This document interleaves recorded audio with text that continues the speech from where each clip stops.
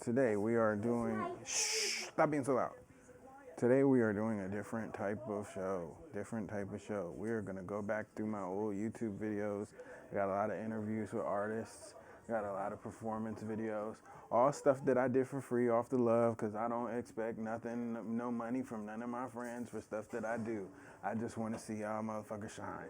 I just wanna see everybody that's around me get built up to the point where they know they the greatest. And they feel like they're the greatest. Ain't a competitive bone in my body when it comes to shit like that. I want to see everybody shine the same way that I want to see myself shine. Because when I was trying to do some stuff, I wanted people to appreciate my art. That's really all I want. I don't want to be the best at anything. I just want people to appreciate my art. And if my art touches somebody out there, then that's what it is. If you like what you hear, then you like what you hear, and I appreciate that. And I feel like that's what really makes the art about it. Like I said, my cousin asked me one time when I was starting to do music when I was like 13, 14, and I was like really didn't know what the hell I was doing. I was just rapping. And at that point I was just mimicking other rappers. I really didn't have my own sound or anything. And he was like, "Would you do this for free? Would you do this for free? If you would do this for free, then keep on doing it, because it might not always be no money for it. But if you wouldn't do it for free, then leave it alone right now, because you don't really love it for real." Motherfuckers want to get paid for shit that they don't, and they're really not that great. That's why I'm like, I never asked to get paid as good as I am, because that's why I'm like, I want to have relationships in and outside of music that are just non-transactional. Like, okay, I don't like super transactional relationships. If the relationship continues to be transactional, then I usually walk away from that relationship if it's just a transactional relationship. And I think that's something that everybody should learn to do, because at the end of the day, if you're just making a transaction, there stops being love in the transaction after a while. You know what I'm saying? If we're just making transactions. If every time I see you, it's like you taking something out of the bank, and that's all you're doing. You just taking something out of the bank, whether it be my energy, whether it be any of that BS, like whether it be money, whatever you go to people for in a transactional way. That's what it comes down to. It's like, yeah, no, I'm just me, and I really just want to be around real people, like real people, not NPCs. You know what I'm saying? Not NPCs. I don't want to be around no NPCs. So that's really what it comes down to. And NPCs, for anybody that doesn't play video games, means non-player character. And a lot of you niggas is non-player. Y'all ain't keeping it player. Y'all ain't keeping it P out here. Non-player character. You just one of them niggas. One of them niggas without a soul walking around this motherfucker, acting like you really love the people you love, and you don't love them. And then you want to get mad when people see that you don't love them, and they start playing you with the same energy or less energy, or just not giving you energy at all. Because some of these people thrive off of energetic exchange, transactional energetic exchange. They want to take something from you, and if they don't get it, then they'll just die. They don't have anything in their battery, so they will constantly, whether they have to manipulate people. Everybody knows everybody knows about the narcissist. They know about the narcissist that's like, "I need your energy, please," and then they'll cut you off and move you around, and then act like, "Oh, well but then they keep talking about you." A narcissist never stop talking about you, because they still want your energy in some way, shape, form, or fashion. So when you cut them off, it's like a slow death for them in their ego. And they really don't understand it, and they don't want it. But then that makes them want to get your energy more because you cut that off. It's like, it's dangerous and it's scary to people. And that's why people should watch out for these type of people. But anyway, we're going to get into this. We're going to do... We're going to go through, like I said, we're going to go through all my old YouTube videos. We're going to do everything that I did on this channel before I started doing these 8, 9, 6, 7, 8 hour streams. And that's what we're going to do today. That's just what it is.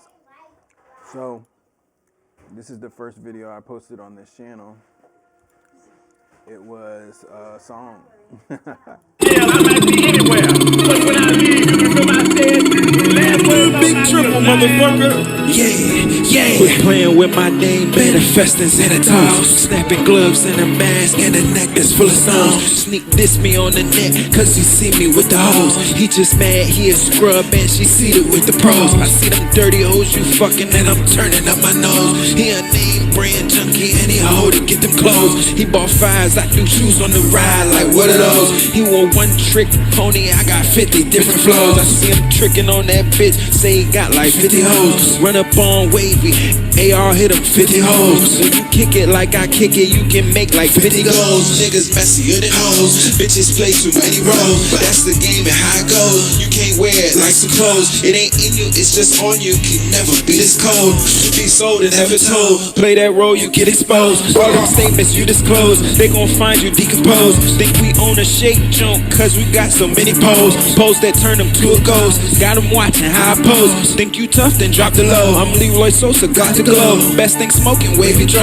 I won't hang around my foes. I want the corner with the foes. Can't hang with us, just a pose. It's the Sin City fucker, put it up your nose.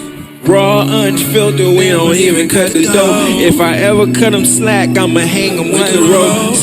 Slippery, me go drop him like some soap. If I ever catch them clowns, we gon' see if they can flow. It's a party, it's a party, it's a party, bitch. We in post-production, baby, we got all the clips. It's a party, it's a party, it's a party, ho. Breaking bricks and throwing shells like Super Mario. It's a party, it's a party, it's a party, bitch. We in post-production, baby, we got all the clips. It's a party, it's a party, it's a party, ho. Breaking bricks and throwing shells, Super Mario. I don't like your girl, I just help her with her cardio. Deep off in her creek, book her like Rosario. Teo Sunset Sario. Straight up out El Barrio, 2211 and I'm calling my Sicario. Find some way to play with a favorable scenario. 3 in the morning, the hoes come out. 4 in the morning, something going in the mouth. 5 in the morning, the lights go out. 6 in the morning, better back is going out. 7 in the morning, left her drawers on the floor. 8 in the morning, I'ma treat her like a hoe. 9 in the morning, I'm back ready to go. Syndrome left the drawers on the floor, she left them on the floor. Yeah. Anywhere. But when I leave, you remember I said, with the last words on my lips, Big Triple, let me talk to you. And you're gonna We done pretending this shit is hard, cause it's easy and y'all niggas suck. I'm not the pig. You got to make a distinction. And the people are going to have to attack the pigs. The people are going to have to stand up against the pigs. That's what the pastors are doing. That's what the pastors are doing all over the world. Now, and I put that on there because that Fred Hampton means so much to me because it always has. And he was very against people that is on the side, Uncle Tom, that be on the one side and pick a side and it's the wrong side. And it's like at some point, you got to stand up against injustice because what they said is injustice that is pretended to not be seen is just as much as just as worse as can being complicit. Like Malcolm X and Martin said, if you watching the injustice happen, you just as bad as the people who are persecuting the people. It's all the stuff we see in Nigeria, we see it in the Congo, we see it. That's the level it goes to when it's gone too far. When it goes too far, now we're persecuting people for how they believe, and they might not be wrong. And the people you jumping behind, and you're like, oh, allow, or you're just not saying nothing to, are the people that are persecuting people. So yeah, anyway. I don't remember what is all in these blogs.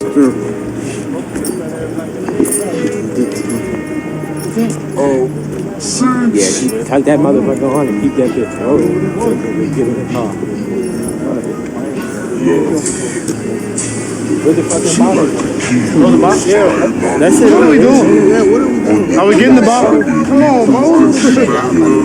Come on. Come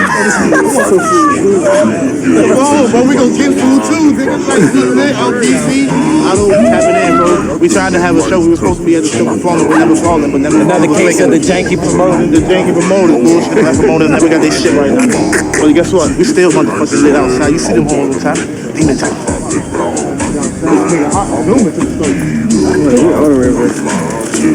Man, these niggas is gotta keep it real.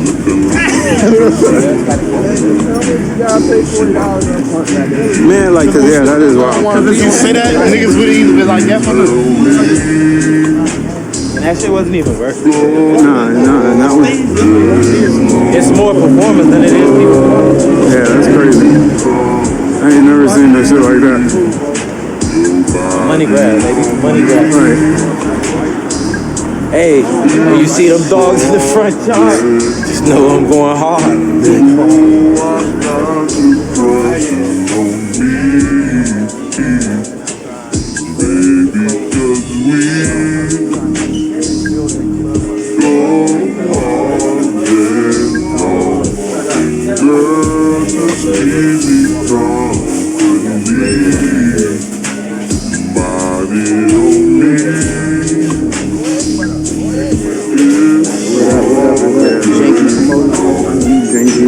That's the next album.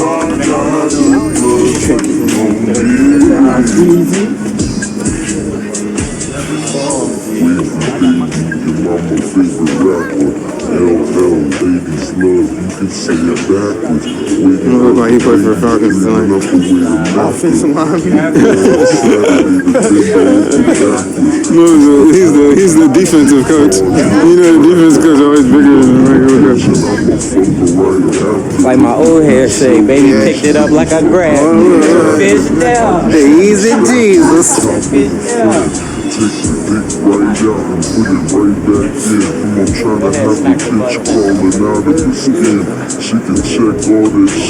Smack that ass hard. Yeah, we gotta make a left and get up to this other stand there. Doing an extra one. Yo, I got some sauce in my chili. Nigga, I pay for the fucking bottle before I pay these janky ass niggas.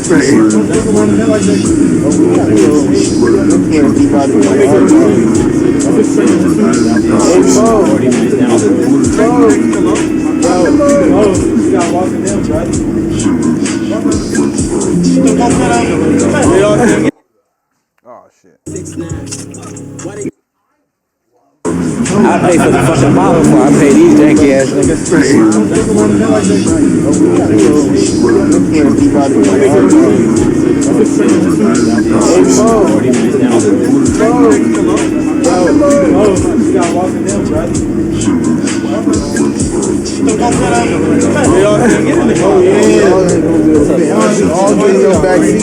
Oh, we just found it up, bro.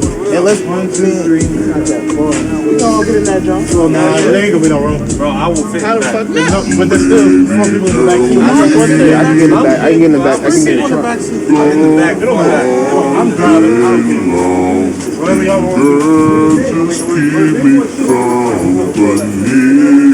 This motherfucker.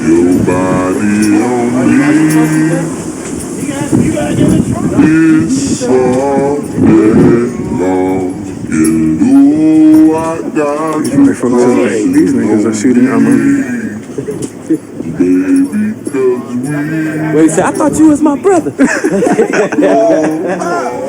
You know damn well you ain't my brother. You know what I want to come up off him. I want the Alpine and you want the fucking Rams.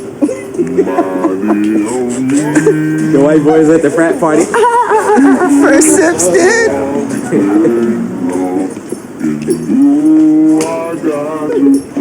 That nigga like a ninja with a fucking.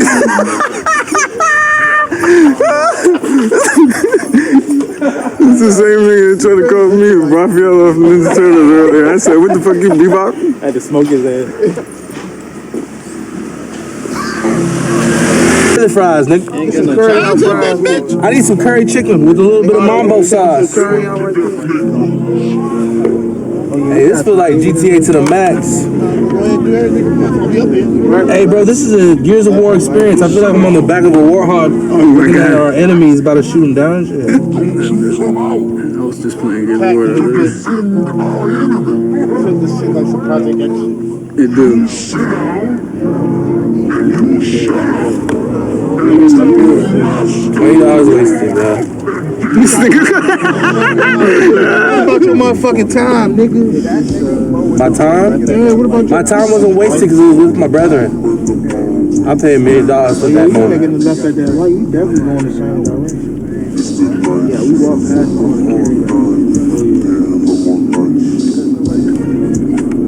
you said, oh, that was on 40. It's like 15 in the morning. Hey y'all, for real talk. I'm kind of mad about tonight because this place is considered Chocolate City, but I ain't been seeing nothing but the opposite of that. That yogurt.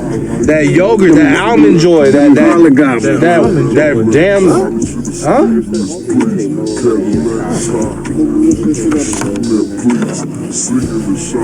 Yeah, Mo, you want to go over there on that side? I'll go wherever I need to go. Like, I'm from Landover, nigga. I don't give a fuck. From no motherfucking Landover. I'm not even from Landover, nigga. That's why you.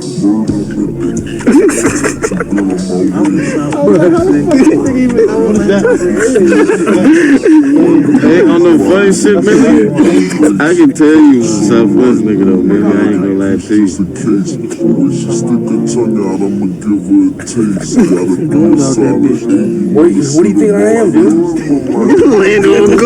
Oh shit, no. Yeah, we gotta get chopped up. All right, let's do John, I used to work right here. That John called This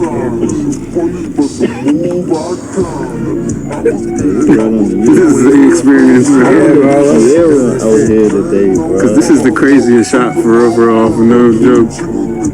I know it's Andrew Bishop. Niggas gonna be like, how the fuck did they get that shot? Right here on the UD-doopty. The hoopty-doopty. Hey, I'm trying to find me a Jessica or a Shirley. Maybe a Tamelia. Tamelia, who the fuck? Maybe a Bernice. I know all y'all know about that Bernice, that dark Joan on Instagram. I know somebody in this car other than me know about Bernice. Where you seen her at? What you be doing when you looking at her? Oh, bro, I don't be doing nothing. I just be up to something, you feel me? I'm just glad. I ain't gonna tell myself, though. Oh, no. That ain't like me. We already know. You don't gotta tell us about no lotion adventures. You talking about Bernice Burgos? Yeah, that's a girl, Bernice. Hey, shout out Bernice. Y'all fuck with you, girl. Lap dance on this nigga. Serve this nigga. Hey, Mo. What? Alright. Respect.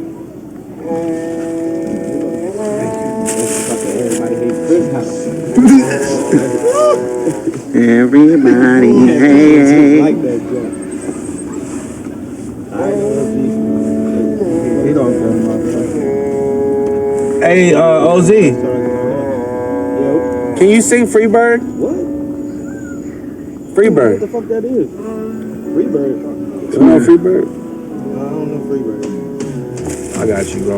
What about Purple Rain? Oh, your shit be tripping.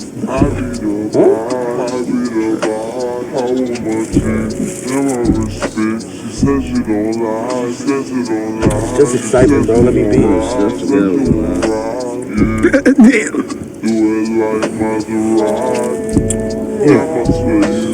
Here, bro.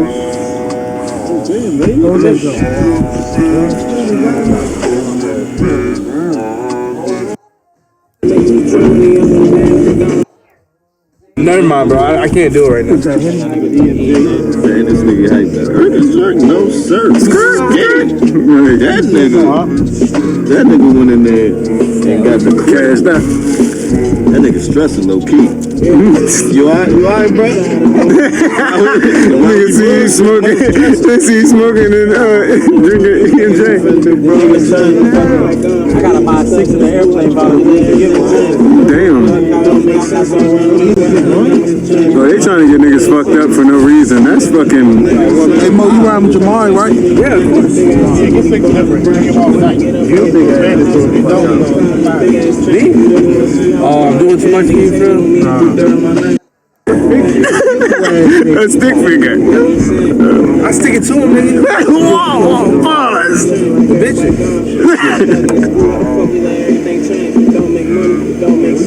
Couldn't find a lot of that shit for a minute, yo.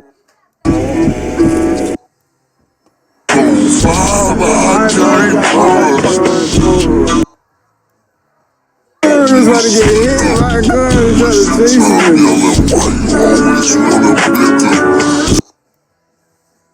You know what I'm asking? Congrats. The funniest part about that whole night is we were standing in front of that club, right? And some old nigga walked up. You could tell he was super duper drunk. And that nigga walked up to Mo and he was like, nigga, you Heavy D, ain't you?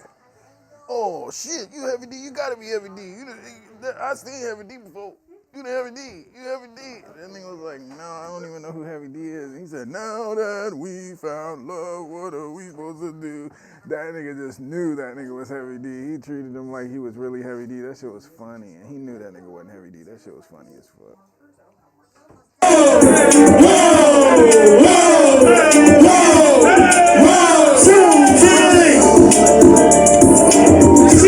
Yeah, I don't know. Shit. All right. Oh my God.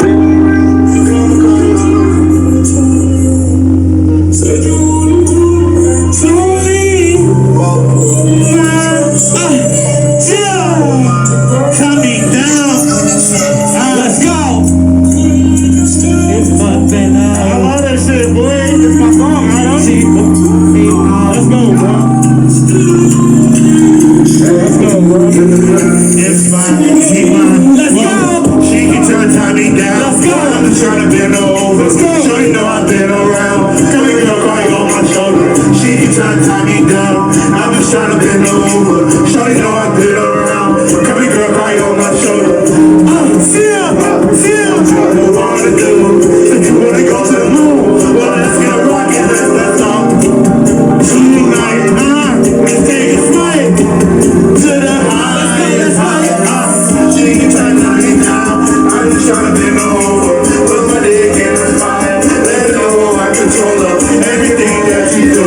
Baby girl, I love your movement. Let me see you rock it slow. Let me see you rock it moving. Let me see you shake that ass. Let me see you bounce around. Let me see you throw it back. Baby girl, make it loud. Wow. Baby girl, drive me wild. Baby girl, drive me crazy. Baby girl, just have my baby. She can turn me down. I'm just trying to bend over. Shorty know I've been around. Come and girl, my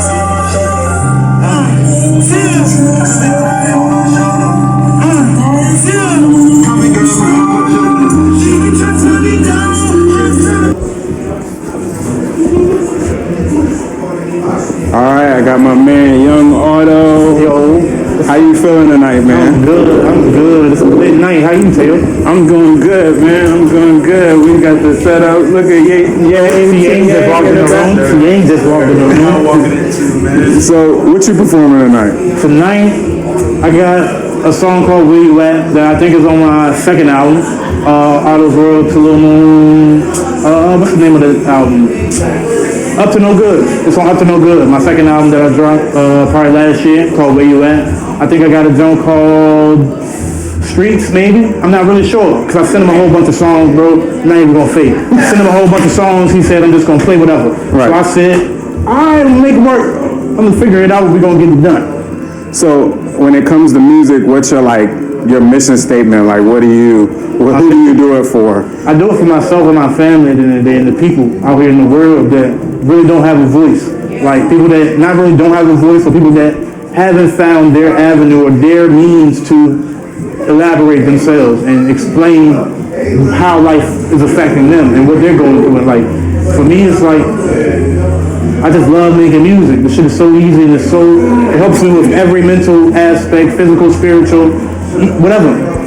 And I don't know, I just want to spread my message, and hopefully that when somebody hears my song, even if it's one of the lit turned up ones or the ones that I'm actually breaking down your mentality, I want you to be able to sit back and relax and be like, I understand what he was talking about. What did I say at the beginning of this video? This is when people say why they do music. This is why I always go, hey, this is why you should be doing music, because you love it and you really just want to touch somebody, whoever that is. It shouldn't be because, oh yeah, I want to make money. If you want to make money, you're in here for the wrong thing. Halfway, like you're already off in it. It's like what do people always say? If you find what you love and then you make money off of what you love, then you never feel like it's a job. That's the mindset you're supposed to have with this. It's supposed to be like, oh, I'm trying to do my best to do what I love, not I'm trying to do my best to be liked, to make money. Because nigga, if you're trying to be liked by everybody, you're eventually gonna be fake to somebody somewhere down the line. Because not everybody should fuck with you. Not everybody should be your friend. Not everybody should fuck with you. Not everybody should be on your. I know it was you. Sit down. Stop hitting the ground. Not everybody should be loved. Not everybody should be like, oh, this is my guy. I love everything he does. Because there should be some opinions that you have that people don't agree with. To be real honest, is the biggest people that people like the most, that are real. You know what I'm saying? That get the furthest are the people that are polarizing, because people hate you. If people hate you, a lot of the time they'll talk about you more than the niggas that love you, the niggas that claim they love you at least. They'll go out there and talk about you. It's like a restaurant getting a bad review. If I go to a good restaurant, I might tell two people, hey, yeah, this was a good restaurant. But if I go to a restaurant and that shit sucked, I'm gonna tell everybody I know that shit sucked. I'm gonna tell everybody I know that I hated that restaurant. I'm gonna tell everybody I know that restaurant was the worst restaurant I've ever been to. That's really what it comes to. But you have to get to a point in your journey where that's okay with you. Where it's like, yeah, I don't care whether you like this or not, or whether you love it or not. That's not what means something to me. It's like, well, if you love it, it means something to me. But whether you don't like it, it doesn't really mean nothing to me. It doesn't change my idea or my identity of myself, whether you don't like me or you don't like the music that I'm putting out. You don't like how I'm living my life. I don't really give a fuck, my nigga. But keep that talking and make sure you tell the people what I did for you when you tell them. Don't tell them half the story. Tell them about all the stuff that I did to elevate you when you're telling them how much you hate me. Tell them how much love I showed you, and why, the real reason why you hate me. Don't make up the reason. You know what I'm saying? But that's all I really care about. I could care less if people don't like me. If you don't like me, you don't like me. It's not making or breaking me at the end of the day. Even though my delivery may not be as catchy as some of the other artists and stuff, but I'm still dope as shit. So, I mean, like I said, for me, my family, and the world. Like, so how'd you meet David Lamont? How did I meet David? I think I met David out here at Couture. Couture Coffee. We here every Wednesday doing open mics. I think that was probably about 2 years ago. I don't know. It's so fucking confusing to me how I met David. It was like one day I didn't know him, and the very next day I did. And it was just like, we've been like this ever since. That's bro. And you got that golden mind, and I like that. Because it's forever young and fly. Always young and fly. So to find somebody with a like mindset, trying to lead the next generation on to do better things, it's like we had no point but to become cool and work together, because our mentalities were the same. But I think it was here at Couture or at the old Inspire. They used to be down on Fire, but yeah. What up? Crook just walked in the building. Crook, DJ Crook. You fired, I'm fired. I know. So what's one thing that if you could let everybody know about tonight so far, how you feel about it? If you could sum it up in one sentence, what it was? One sentence how it is? It's gonna be fucking lit as shit. That's all I can really say. It's gonna be fucking lit as shit. And if you're not here, if you ain't show up tonight and see me, Teo, anybody, David, Juice, nobody, if you ain't see nobody today, you're messing up. And you're missing out on the best show in the fucking world, because it's the last one of the year. Yes, sir. Yes, sir. Act Sincerely Young Otto. Yes, sir. Y'all check him out on IG. I'm going to post this on YouTube, too. So, and I'm going to send it to you. So, yeah, y'all go check him out. Thank you. Don't slip. Mic check. All right. We got Young Otto yet again. Yeah, we're back. Full effect. I can't see. I don't know what's going on or what I look like, but we out here. You look surprised as you shit. You see what we are. Smack. Yeah. Jay. Hey, shout out to the glove. And the glove daughter. The Dolph. The Dolph. Yes, sir. Yeah. Oh, the white shit. But I know y'all can still hear me because I'm loud as shit. I'm not even gonna put it on where I'm supposed to. But if you out here at the show tonight, appreciate you for coming by. Because as you see, we got people outside the door waiting to even get in. But if you're not here right now, I'm really mad at you. I'm really furious and pissed off at you. But I'm not gonna talk about that right now because it's not what we're supposed to talk about. It's G-Mind Volume 4, baby. It's your boy Otto. So let's get a little personal, Otto, because the last nigga I interviewed told me that he was adopted and all that. We need some we need some good goddamn content. I don't know if my content's that good, but look. So for me, yeah, I come from a different planet.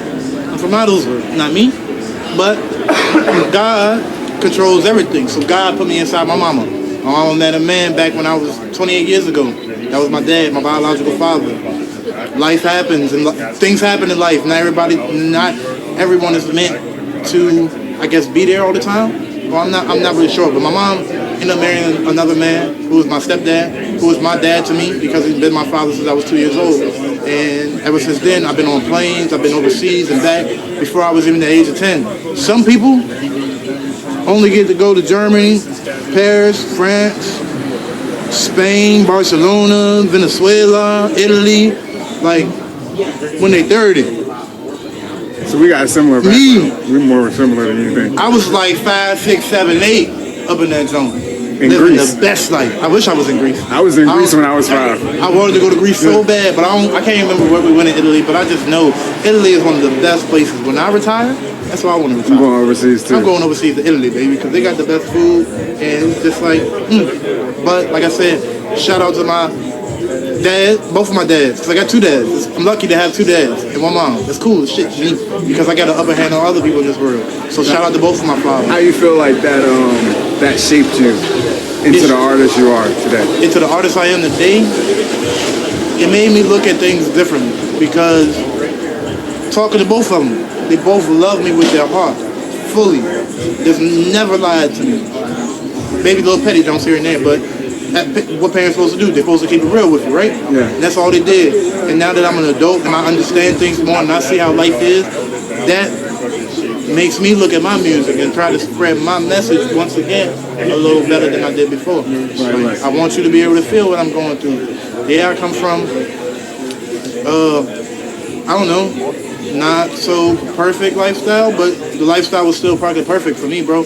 Like God blessed me in a way that I can't thank anybody more. See, so hearing you, this is what I'm saying. It motivates me because I got 4 kids. Okay. But my girl that I'm with right now got a son too. Okay. And I always thought about how I was gonna fit into him and if I'm giving him a positive example. Right. And that to hear that somebody's even tried and somebody did that for you, right, means the somebody world to me. stepped up for me. And there's been times where I had to step up too, because I felt like I was man enough to take on that responsibility. But all I can say about that, wait a minute, I'm in the middle of the interview, my boy. Shout out to my brother Mo. Come in the camera, Mo, so they can see my brother Mo real quick before I get back to where I was going. I love you, my boy. I love you too. Hey, you mind? No, I'm sorry. You good?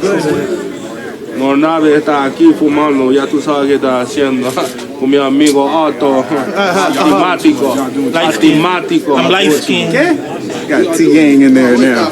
Look, hold on. Yeah. But look, come on, motherfucker. I'm talking about my dude. Like, where's the mothers? Yo, we out here in New York.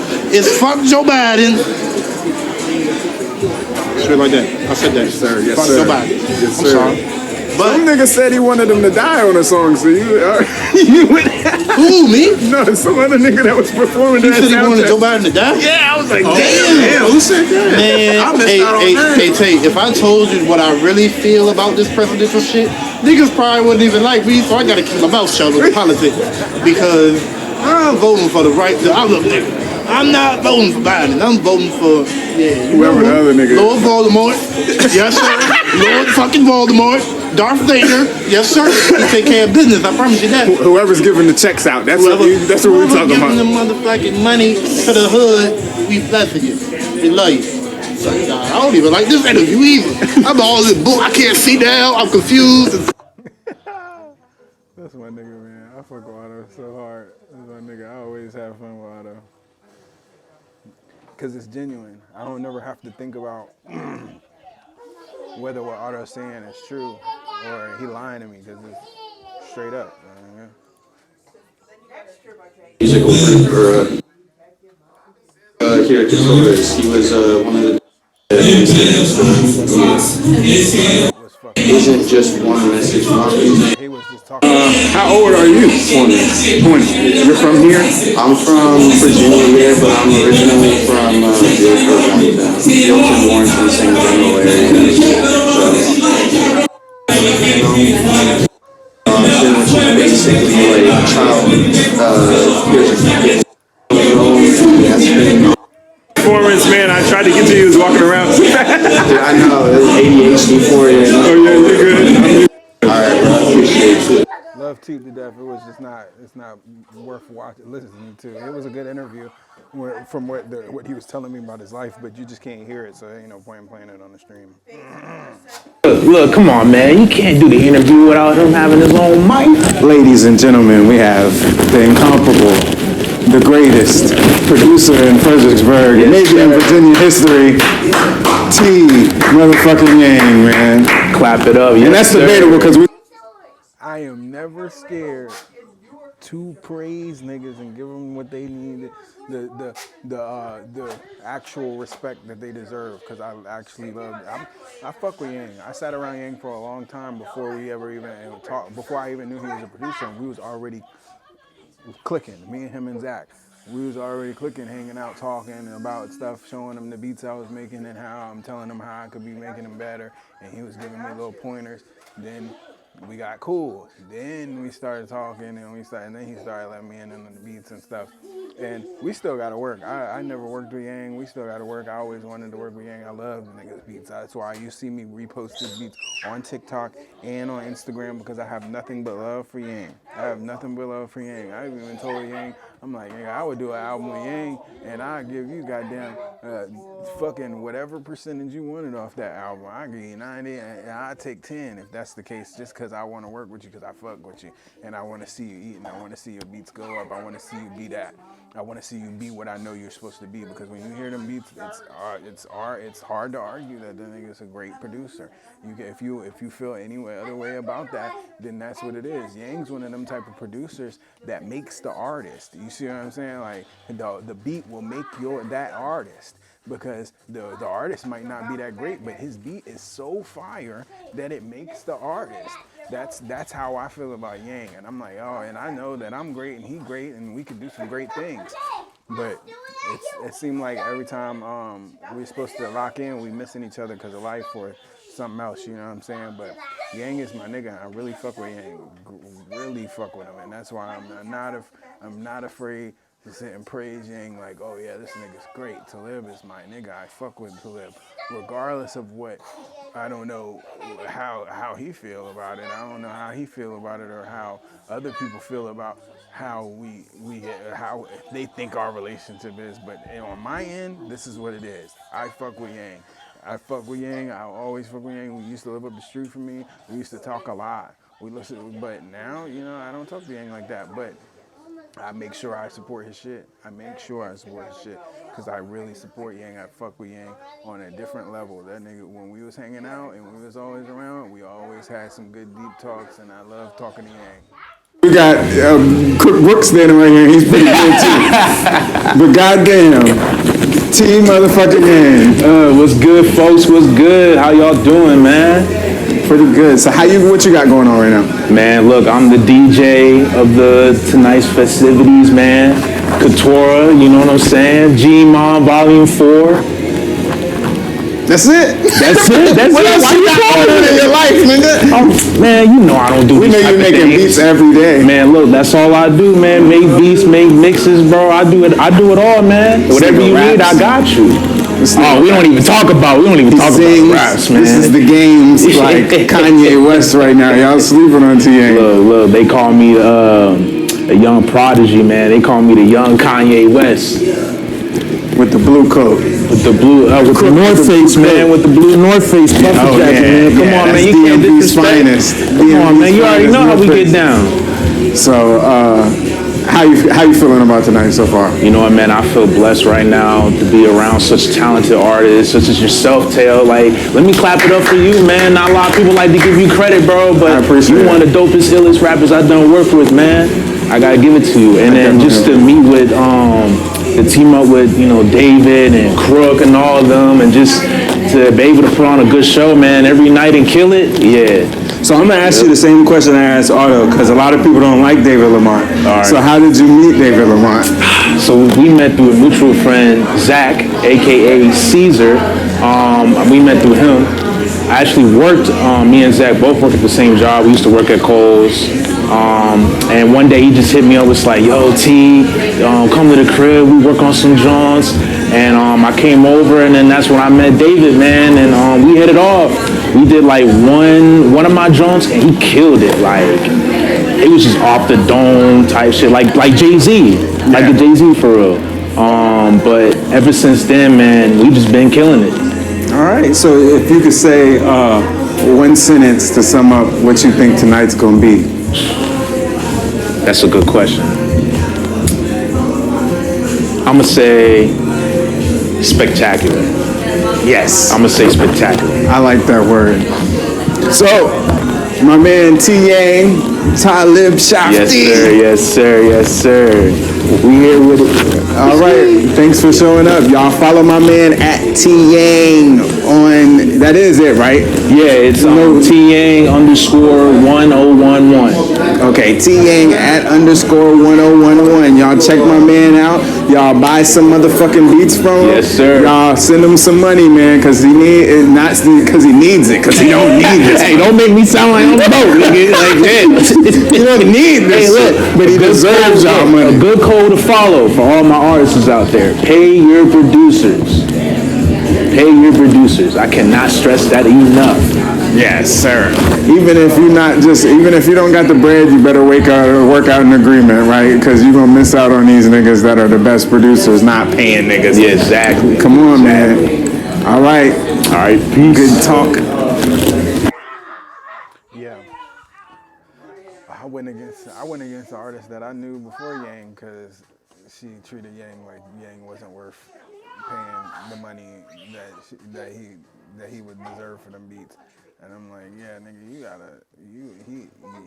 y'all didn't have no talk, y'all ain't cool, and you acting like he's cool, you cool, and you want to treat him like a slave. Like, there's some people that do that with producers. That's why I'm like, you're just a producer, you're not an artist. Let's not do that. All right, now the Mo Nornabe. And the volume right here. Confused the intrusions of all. Mo is just you doing Mo right here. It's a medical emergency. What? We have confused the intrusions of all lightments and aligned them into the portals and the portals of the immortals. And you have to understand this. Nothing can be undone. Peace tree.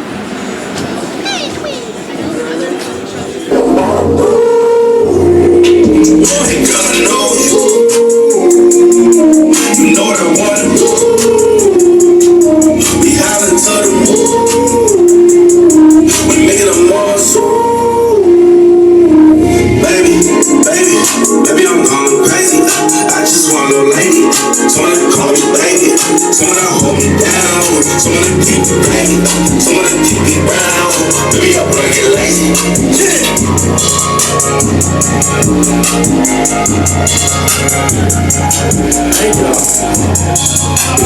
All right, man, we got Mo.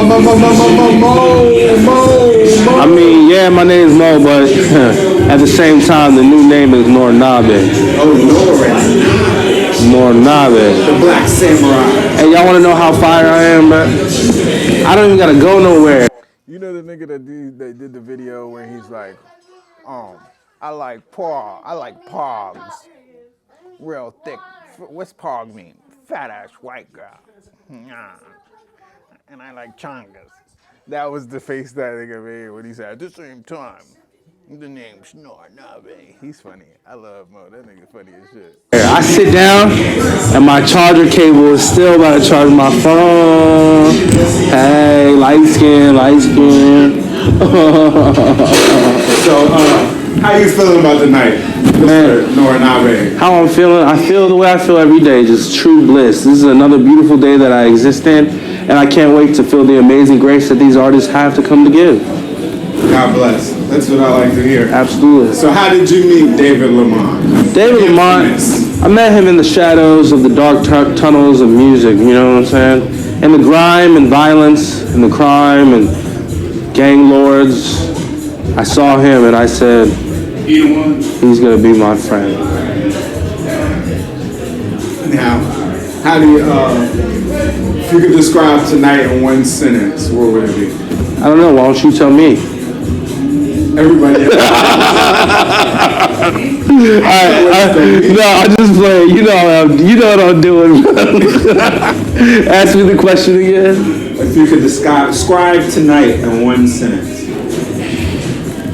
One word, one sentence, whatever you want. So, all in time, but time's not all. Because the present is a present to me. I like that. That's profound. Yeah, it's one of my quotes. So, what are you performing tonight? I'm going to be performing a track called Maybe, man. It's a beautiful, bouncy, fun song, you know, not meant to be too deep, just a lighthearted, fun track everyone can vibe to, you know. There's certain melodies in there that people can just tag along real quick, so I think it's going to be a fun one for the night. What does it mean to you, though? You know, I'm one of them people. Damn, that's a good question, but you know, the song's called Maybe. I'm talking about a lot of love in the song, of possible love. I even have this part where I name multiple ladies, and it's always the thought of maybe having something more. See, I like that. That's a good explanation. You was acting like you didn't have a good explanation. That was a good explanation. Yeah. So does perspective love drive a lot of your music? Oh man, I gotta tell you, bro. When it comes to this music, bro, I have to have muses. And even though it's toxic or maybe it's even perfect, but you know it's not gonna be perfect forever, it's still what I love to be attracted to because it allows me to develop such a great sound. I don't know if that's wrong with me, you know, like a selfish thing, but at the same time, I think it's something people need to hear. So I'm gonna have these experiences, love them, and then keep it moving. So you're like a Summer Walker, you just love the love. I've never really listened to Summer Walker. I know she's on a song with No One Noah, who I'm a big fan of. Have you heard of him? No One Noah? No One Noah. I'm bro, yeah, man. We got it. It's already on the lock right now. You know what I'm saying? So you gotta check it. Summer Walker, though, she said she gets into certain relationships specifically so she has something. Oh, that's crazy. Yeah. All right, that's a bet. I'm gonna have to listen to her. When it comes between Summer Walker and SZA, who would you rather listen to? Damn, that's hard because they about the same sonics. Yeah. I think when I listen to SZA, her songs are a little more spiritually deep. But like I said, Summer Walker is a little more relatable across the board. If that makes sense. I mean, it depends. I gotta go listen to it. Yeah. Like she'll talk about a relationship on the surface level. That's Summer Walker. Like you'll hear great vocals about a toxic relationship on the surface level. SZA is more like in the air up here. I got you. But you know what? I gotta tell you this. I don't think we should say service level because maybe she's playing simple so that it goes deep for everybody. And that's what I said. I'm not disrespecting. Oh, you were just saying it. Yeah. It's just easily more relatable to the mass. That's true. Oh man, what a wonderful time this is, being able to talk to my man Teo. Yes, man. Wavy. It's always a good time fucking with. Hey, bro. Those new At the same time, bro, I know what I'm doing with this man. I'm playing chess with him. So it's chess with Teo, bro. Come on, Teo. You got the next move. I'm throwing it at you. All right. So how? So Hey, I saw you with the mac and cheese, bro. I love that. With the what? The mac and cheese. What mac and cheese? You were eating mac and cheese, bro. I saw you on the live eating mac and cheese, bro. Oh, yeah. You know, I did that myself. That's fresh mac and cheese, yeah. Oh, that's amazing. I can't even do anything like that. Homemade, vegetarian. Are you a vegetarian? Yeah. Oh, this goes deep. Yeah. Wait a minute. Do you eat eggs? Yes. All right. That stops me from being a vegan. Yeah. So my question is, what's that? Well, you think that's? Never mind. Let's keep going. I don't have anything wrong with veganism, but I just personally feel like if I did it, it would be harder on me. I've ate great vegan meals at vegan restaurants, but I love my cheese. Eggs are something that I still need and my kids use, so I'm gonna use them. And then milk, I go lactose-free milk. Yeah, your kids. Yeah, I still got kids that eat meat, so I'm still on that. Not on the fence, because I've been a vegetarian straight through for 3 years now. But there's still certain things that if I cut it all the way out, my kids are gonna be like, Dad, why don't we have stuff that the other kids have? Well, this is nice, Taylor, because you know what? At this moment, at this point, it went from chest to marshmallow pieces. And those are much nicer, texture-wise. So I respect you, Taylor. Yes, sir. I always did, bro. Because you know, I respect you too, whether you think I'm playing I just like sniping at people. I'm from Jersey. I mean, you're from Jersey? I jumped in the waters of Jersey. What's up? I jumped in the water. I was on a boat with all these ladies and homies. They took their tops off. We just jumped in the water. Goddamn. We're on a boat. Was it still skinny dipping? Huh? Would you still consider that skinny dipping? What's skinny dipping? Isn't it taking your top off and jumping in the water? I guess, but it's. Do they need to be all the way naked? I think you got to be all the way naked. Well, I wasn't. I don't remember anymore. It was so long ago.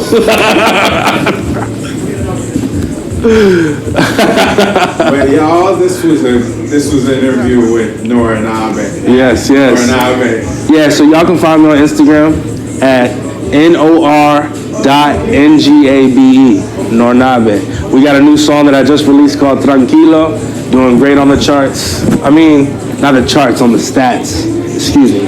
But yeah, check me out. He made charts. It's charting somewhere, mother.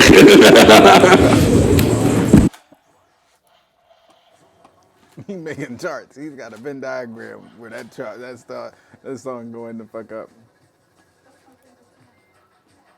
All right, so we got. I knew it was Jay Rich. My man. What's happening, man? Chillin', man. Good seeing you, yo. What's up, Jay Rich? What's going on, man? I said, yeah, I ain't seen the break. We run the interviews for everybody that walk in. You want to interview after break? All right. Yeah, man. Hell yeah. All right, definitely. We got my man, the CEO of Stupid Music, one of the co-founders. Yeah. G-Mind Entertainment. Yes, sir. Brandon. Well, Wavy. Nothing much. How you feeling tonight? Man, you know, tired as hell. Just getting my mindset back in school and shit. So. That's what I can say, right? I'll never have anything negative to say about Brandon. Because all the exchanges that I ever had with Brandon in person were positive. I don't know what else could have went on, you know what I'm saying, when I'm not there, you know what I'm saying, but everything I've ever had with him in person was positive. I had fun talking to him. Cool dude. As far as I know, I don't know nothing different. So anybody that feel anything different, that's how it is. And like I said, same thing with Yang. I don't know. If there's a problem, there's a problem. But every time I seen you, it was nice. It was cool. Everything was fine. Everything was what it was. So I don't have anything else to say. But there's people that are coming and telling me that there might be problems and this is the problem. And it's like, yeah, no. Like I said, never ask nobody to get paid. Never ask for payment. No, I don't do that for my friends. I fuck with niggas. I just want to do music with niggas that I like. And I like Brandon. Brandon's a cool nigga. I like talking to him. He was always a cool nigga. That's been Interesting. Harvard sucks. Oh yeah, I believe. So you doing remote Harvard? Yeah. Oh, so how's it feel to be on there with all them Boston professors? Man, it's some bullshit, but you know it works, man. It's pretty interesting. I see why people want to go to Ivy School and shit. So. Right. Yeah. Because it's definitely an experience. They're supposed to have higher education, so I would hope it would be challenging. Yeah. You know, it's like I'm doing like a quick course for like intro to cybersecurity, but I'm also taking like women's studies and history and shit. So it's that's what kind of got me fucked up. But so far it's interesting though. It's really interesting learning the cultures and learning like, all the major pioneers throughout American history and shit. So yeah. A lot of the women get dwarfed. Yeah. They disappear and shit, and you never know about them. Yeah. I had to learn that in Oklahoma. They got a lot of women that do a lot of great shit in Oklahoma. Right. Just cover it the fuck up. Yeah, like even where I'm at now at my new spot, there's like so much history just through women and shit. So it's kind of cool to see. Yeah. Definitely. We wouldn't be here without y'all, ladies. No, definitely. But how does it feel tonight knowing that this is the 4th volume? Long road to get, man. First things first, it's been a long road just to get the Volume 4 showcase. So, we just, all we want to do is keep building for the future and just keep going from there. So it's a blessing to see dope talent. I'm looking forward to see Crash and Marlo kill it as always. And there's one dude I was just watching during Mic Check, T. He got some heat. Oh yeah. Oh yeah. Definitely unique. Yeah, they got some different people. I'm glad. It got really diverse since I've been gone. Yeah. We got a diverse roster. Only thing missing now is just trying to get more female artists to fuck with us and try to do these shows and whatnot. David.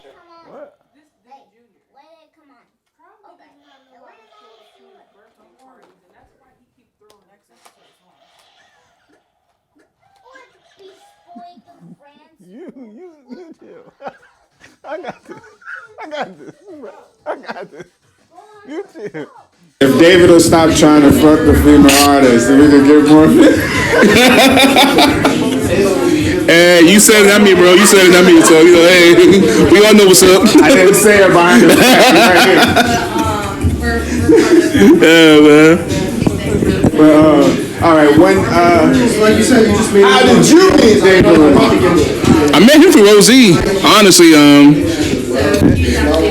the first night I met David Lamar, OZ brought him to the crib, and I had to end up killing a stick in front of his ass and shit. And went from there. I got to learn him a little bit and learn what he's about, and we just vibed from there. And we became brothers after that. Yeah, that's usually how it went. Yeah, definitely. What if you could sum up this moment tonight in one word? Wow. Literally just wow, because if you just look from where we started until now, all you say is just wow. I still can't believe my damn self. Because I remember being in the basement with Nick. Yeah. And now we out doing shows. Doing shows and getting all the envy, man. What's more haters, man? Hey, it is what it is. The first time I met most of these cats, we was doing a show in Fredericksburg. OZ was like, "Come with me to do this open mic, right?" If I remember the names that was doing it, that was doing a showcase that night, it was somebody else's showcase. I don't remember who exactly the showcase was ran through, but Sin Living was there. She was performing. Me, OZ, David, a couple other niggas from Culver, a couple other niggas from Fredericksburg. But it was in a Fredericksburg slave museum. The performance was in a Fredericksburg slave museum. It was like you had to walk through and see all the slave artifacts upstairs, and they took your money upstairs next to like the chattel shit. Like it felt really disrespectful to me to even have to walk in there, to be real honest. Then you walk downstairs and it's like a dark room, super dark, super creepy, feel like it's haunted, and they playing the music downstairs. You can't even see who's in here that's watching you perform. And that was when I had the joint Christina Braithwaite, and I did that. And then we was out back smoking, and that's how I got tapped in with these niggas at first, and then because Ozzy introduced me the same way, he's saying Ozzy introduced him. And it's like, yeah, we smoked out back, and then it was just that. And whatever happened after that, I don't remember exactly how it happened. Just like Otto said, he don't remember exactly how it happened, exactly how everything played out, but that's what it was. But I remember, like I said, I remember starting in the basement of a slavery museum performing, to go from that to doing a lot of stuff where we felt like we were doing stuff. And like I said, I did it for free. I never asked nothing. I just wanted to see niggas win. Just wanted to see niggas get where they were supposed to be. And I wanted to be a part of something that was good, that I thought was doing something positive for, you know what I'm saying, for the community. And that's what it is. At the end of the day, whatever other narrative is being painted is weird. It's like, let's not paint narratives that aren't real, that aren't true, when people really just be trying to show love, motherfucker. That's really what it comes down to. Motherfuckers really want to like people. They really do, and I get that. But at the same token, I'm like, after a while, it's like, yeah, if I keep hearing there's a problem and I don't know there's a problem and I don't know why there's a problem, then I'm going to distance myself. And that's strictly what it is, because I'm a grown-ass man with other responsibilities and other people to take care of that shit really doesn't mean nothing to them. It's just something that's taking me away from them for the moment. So if I'm going to do that, I'm going to do it with people that love me and I love, and I don't have to worry about questioning where their loyalty's at and what they doing and what they saying about me behind closed doors. That's really what it comes down to. But like I said, I started in the basement with these niggas. I had no problems the whole time. I never complained about being in a slave motherfucking museum performing. I never complained about any of that stuff. Like, my problem was never with that. It was never with the shows. It was never with any of that stuff. The problems come from other people having problems with me, and then wondering why I just stopped coming around. And then the problems start to compound because niggas keep talking and they keep trying to make up reasons why I'm like, yeah, why I'm distancing myself. And it's like, but nobody ever comes and asks me why I distance myself. Nobody ever come and ask me why I only really come out the crib for Ozzy and Juice. Nobody ever asked me that. That's where it was. That's what it is. And it's like I said, I fuck with Mo, I fuck with Otto, I fuck with Yang, I fuck with Brandon, and I fuck with everybody. And if niggas really asked me to come out the crib and niggas wanted to do some shit, I will come out the crib. But there's certain motherfuckers that just keep talking about motherfuckers behind their back and then expect it not to swing back around and for people to hear it. And then it's like, oh, okay, distance. We don't have nothing. After that, I don't have nothing to talk to you about for real, because I know, like, when I talk to these same people, it's just a lot. It's, oh, no, I never did that. And it's like, okay. Well, but it's too many people coming back of different walks of life that have no reason to lie about this. More money, more problems. Yeah, most definitely, man. You know, I'm just looking forward to the new year. I got like 6 projects I'm working on. 2 with David Lamont. I got 2 myself. I'm about to come out and produce, and then I got somebody that I'm dealing with in Tennessee right now, working on a country album. So it's looking pretty good for me. Yeah. And then, you know, outside of that, I do TV and film most of the time, so I got an opportunity to do some music for a show coming out on Hulu next summer. So I'm definitely looking forward to that. Stay tuned for that. I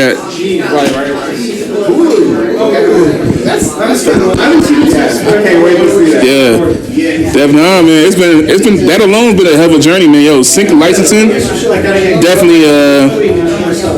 It's fun. I've been looking into it because I definitely see there's a lot of money in it. Mm-hmm. Good, and it's not like stressful money. No. Sometimes this is like rapping is stressful. Yeah. Just to get a little bit. Yeah, because you know, sync licensing. You know, if you get into that world, man, I encourage y'all to stay in it because it's really small and really competitive. But once you win there, man. So, hell. everybody want to talk shit about me, you know, shit. The niggas ain't been on the fucking Kardashians or the Love and Hip Hop and Real Housewives and shit, so. This man stunting because he don't ever say this. This man is the most humble man I've ever met in life. So you listen to him stunting on this guy's interview. Yeah, so it's, you know, it's been a nice journey. It's been a fun journey. I'm just looking forward to see where it goes from here.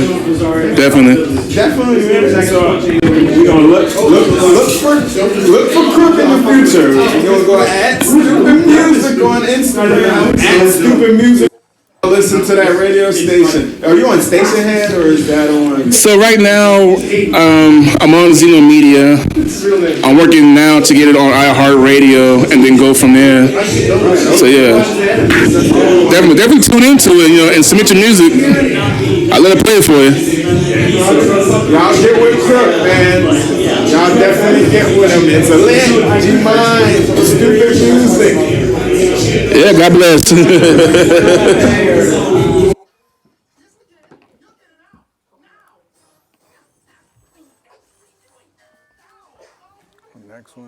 Next one, and then we're going to couple more, and then we're going to get into these videos. My nigga Juice. We're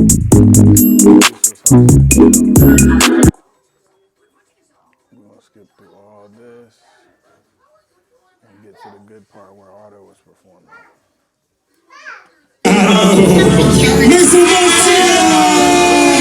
Tell me where you at, no more. I'ma pull up, lay it back, I'm little fucking going. You know I can feel it. She don't do the kind girl when she run it funny. I can tell she was a freak, we in a slip on it. All these years, all these niggas, they get trust on it. I'm a ghost, I'm a cool, I'm a fucking goblin. Always happy with my niggas, yeah, we fucking niggas. I'm a chest nigga, Paul, I'm a chest nigga.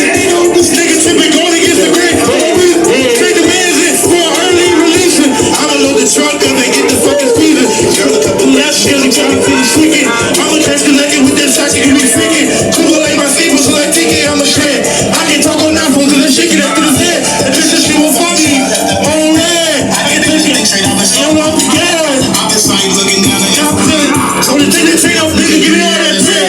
Matter of fact, give me the safe. Little fight, blow away. No one's doing fucking thing.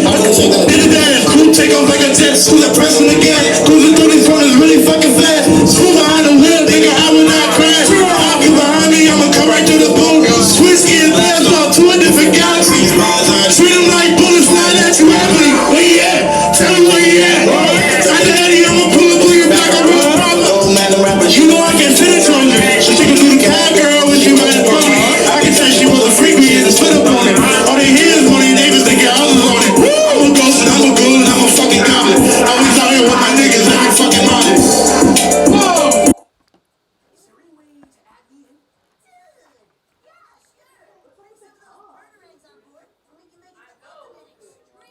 Oh, shit. You about to make me get in there. Just like stay up there. Before they go get it. I said he was said he got it up. Like it in front of us, put it up. You ain't gotta check on me, I'm gone. All of that, that's on like good grades. Good gas and it's good taste. So fast down and ain't no praise. With more life and more fame. With old trees and more hay. OGs with no train. Please and no fame. That's all. Look, I wanna roll one, she wanna smoke me a blunt. I wanna get fucked up. Wanna smoke, wanna choke. Oh yeah, I wanna get. Hey, she said, yeah, look at that mix, yeah. Hey, shawty gon' play with that. Yeah, look at that with that. Yeah, outside making that shit. Yeah, falling for the dog. Yeah, she say she like my nice of anybody being robbing me. I'm beating it, spanking to it over my head. Yeah, I'm so cold, I can make it so hard like fire. Don't know what you're thinking with my fire like late. And I'm so cold, I can make it hard like fire. Nigga, the hell is like Belly. Nigga saying I'm Kelly. Take a ride like Nelly. You ain't friends like Nelly. Make my gun like I go back. Play on my block until late. Hide the bucket, there ain't no way. Tired of the bucket, I ain't complaining. Hear my side. Stand up the middle, I'm leaving you up and I'm burning you down. Next I'm turning you round. Hey, you know it's that one little bag. The way you talk little bag. You be in my thoughts. Everybody say I wanna roll one, she wanna smoke me a blunt. Yeah, I wanna might get fucked up. I don't want nobody, I just want somebody on my top. See you back in that mix, yeah. Shawty gon' play with that dick, yeah. Niggas over that stick, yeah. Outside back in that shit, yeah. Falling fucked up. Yes, said she like my legs. Anybody being rapping, baby, I just want like Spain flip it over my degree. I'm so cold, I can make this over like Frank. Don't know what you're thinking with my thighs like Link. And I'm so cold, I can make the whole bar like Frank. Like check it out, Barnaby in the mix. The song's called Ball. Me driving up the mile.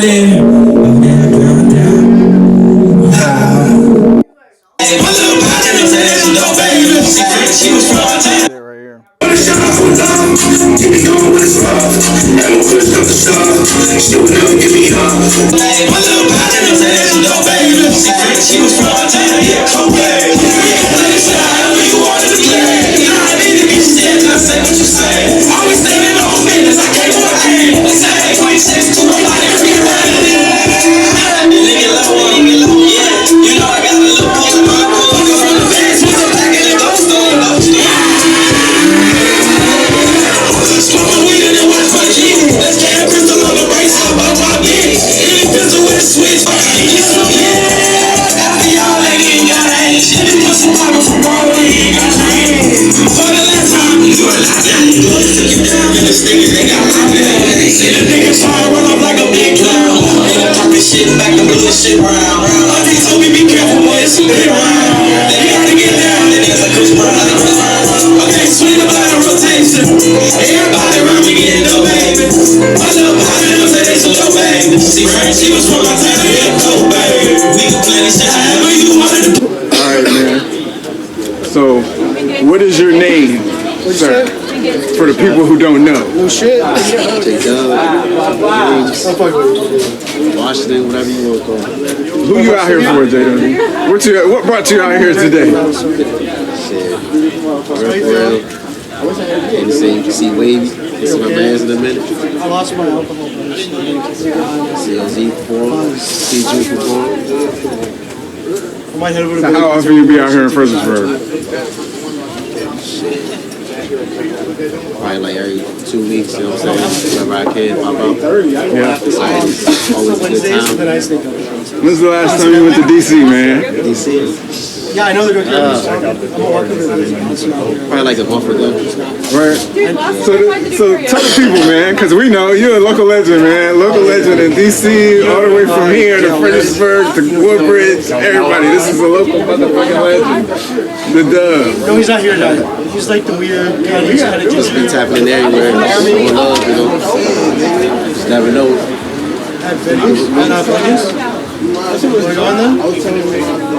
Oh shit. So what you been how's work going lately? It's been good, you know. No, but like what happened was like I never thought I'd be, you know what I'm saying? I bought him a drink. It's always something. I see it look like you driving the truck now. Yeah, I be driving. Hey, I was proud of you, my nigga. When I seen that shit, I was like, my nigga got the truck. He's the truck driver now. Fuck loading him, you the driver, nigga. Shit, I was out in Winchester today. I ain't been out there in a while. On the mountains. I had to get the vibe, you know. I was out that way a couple of weeks ago. I had to drive through there to get to West Virginia. I was in West Virginia for fucking 2 days, my nigga. 2 days straight. I heard you be out in Maryland too. Yeah, I just got back from Greenbelt a little while ago. The last one I did was in Leesburg, though. Okay. I be out that way too. It's way different. Like seeing all those houses. That's why I was trying to tell my girl. I'm like, yeah, this shit is completely different than everything really is. Like, it's just, like, I don't know. It's like country and bougie at the same time in Leesburg. It's like right in the middle. And you wouldn't expect it. Yeah, it's definitely good views out there. But, what's up with my man Uchi, man? Uchi, I'm crashing this interview. I'ma tell your mama on you. Smoking on that granddaddy.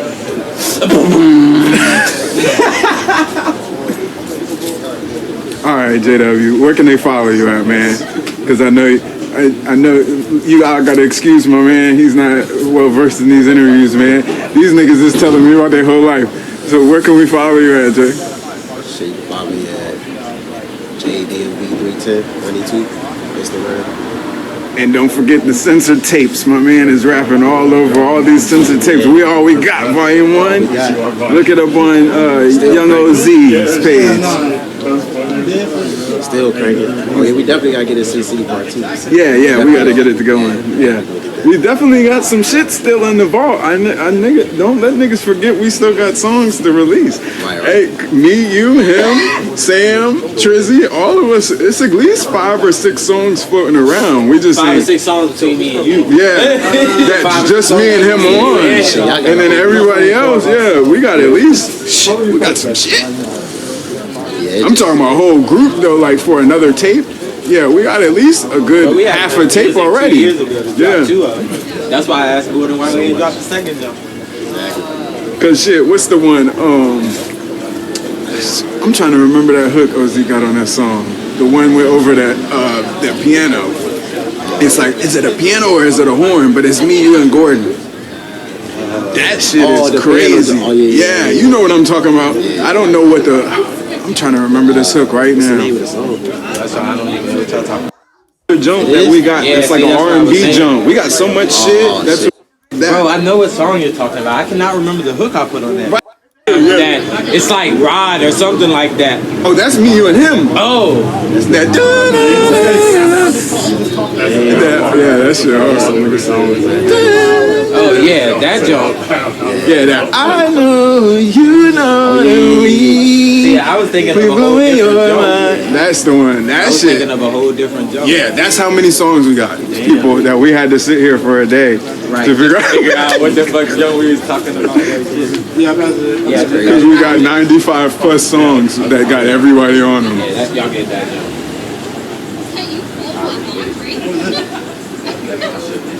Yeah, that shit is whole tape. Right. We could keep dropping every week if we want. At this point, just off the shit we was doing 3 years ago, we could drop a 7-song joint every week for 3 months. Right. Add like a little bonus, however you want to do it. Or just drop a big, that's what we need to do, just drop a big, long, so Icy Boys your new shit too. Me and you got the Scarface sample. Oh, yeah.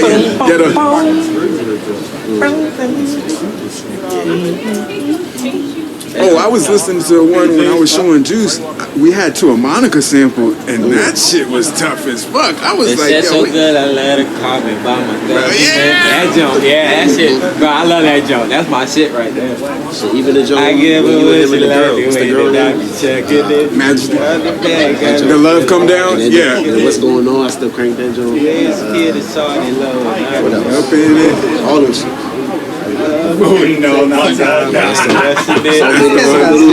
That was one of them songs when we was like battling on that jump with the bars. Like that's them jumps I love when me and this nigga Tail be going back and forth with the bars. That should be. Because Kendall have that melody, and then it makes me want to come in and go ahead and go, let me fall into a melody. When he catch his flow though, that shit be hard though. Like once that nigga figure his melody out, that shit be crazy. The fucking it's so many hits, y'all.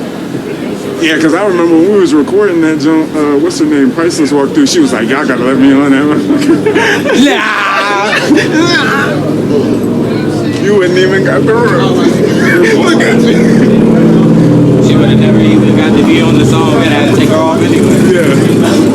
Because she wanted to do stupid shit. Oh shit. Yeah, we was steady out there at Wops for a while. Like it really is deceiving because we were in it, so we didn't feel what we were really doing. We was doing a lot. Them 2 summers. And I was going like 2 years prior to that, like every weekend when I couldn't get with Brandon. Because niggas was really, we was putting all the way into it every weekend, every Friday out there. You ain't miss us. Didn't feel it, but we really was on the ground there. This shit murky. Hey, this is that Caribbean water. This is that Caribbean water. It's so pretty you can look at it. This is that Caribbean water. Remember that? Tropical sprite. Remember that shit? Took that fucking Patron shot that one night. Had to hold my neck. Hit the Martin. Come on in here, man. Wait, what is that? Hey nigga, this is that OZ juice right here. Live on the motherfucking market. Caribbean water. Caribbean water. You see the bottle it's in. Don't look at the label. Fuck the label. Labels aren't important. That's what they try to do to our brothers out here in the street. We got OZ. Yeah, we got David Lamont. We got Juice. We got Big Bro out this joint. We got other Big Bro. And we got Theo behind the camera, boy. And you got your boy Otto out here with the Caribbean island water. Caribbean water. Yeah, man. Real bad man. Real bad man. That real hydration. That hydration I've never seen before. Bullets. Babylon. Yeah. Sure. Man. Got some good ass content too. Yeah. I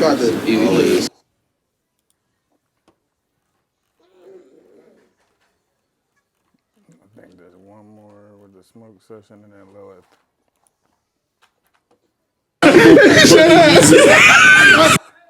I'll let go of my song. Reach for that motherfucker. I said, tell what you know. JW done passed me too already, and I just went right back. What song we got you? That's who I was smoking with every day anyway. I went right back in. Yeah, 5 more minutes. I remember we went to the car. Oh, right now? Right. Oh, so the next one after this? My bad. You guys can. You said I know, bro. You got that? You got that? What? I'm so. That was good. Oh, you want Caribbean water. I'm having niggas saying that shit all fucking week. Yo, I'm not talking to fucking.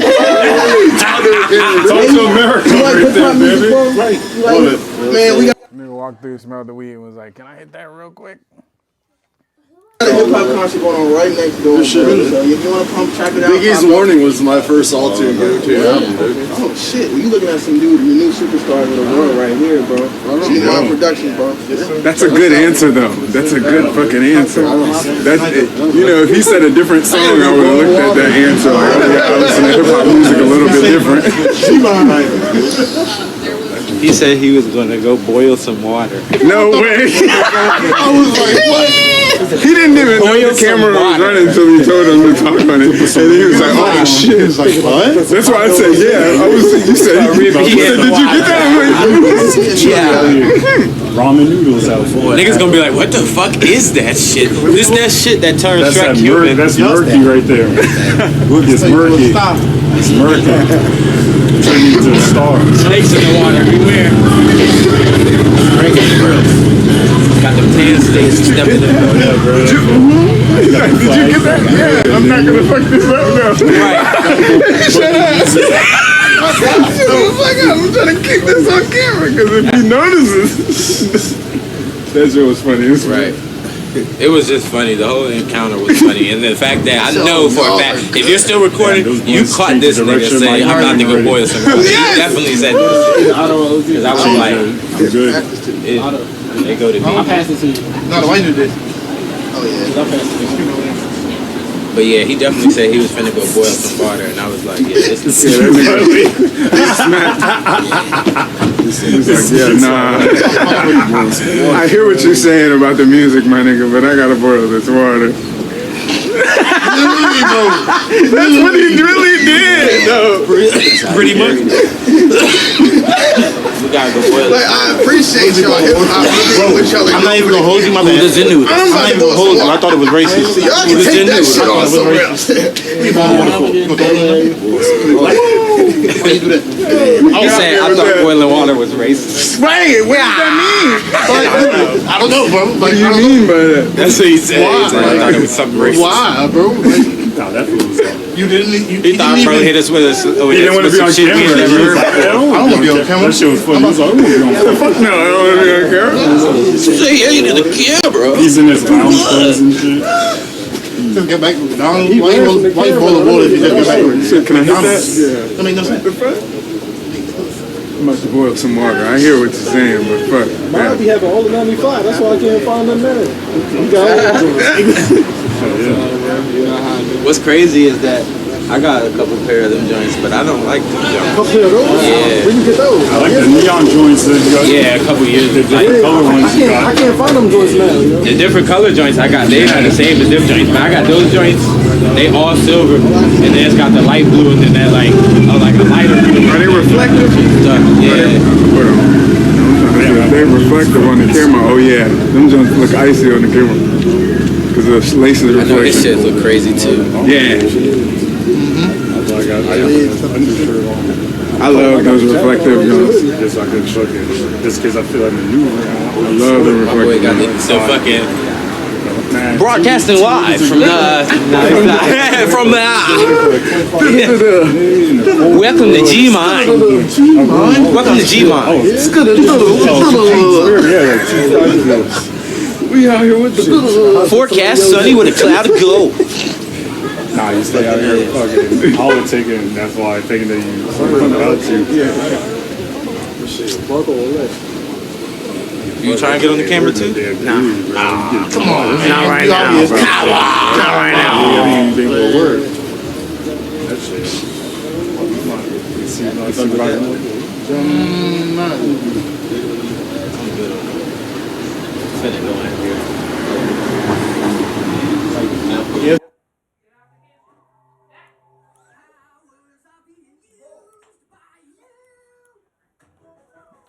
Okay, one last one, and then we go into the videos.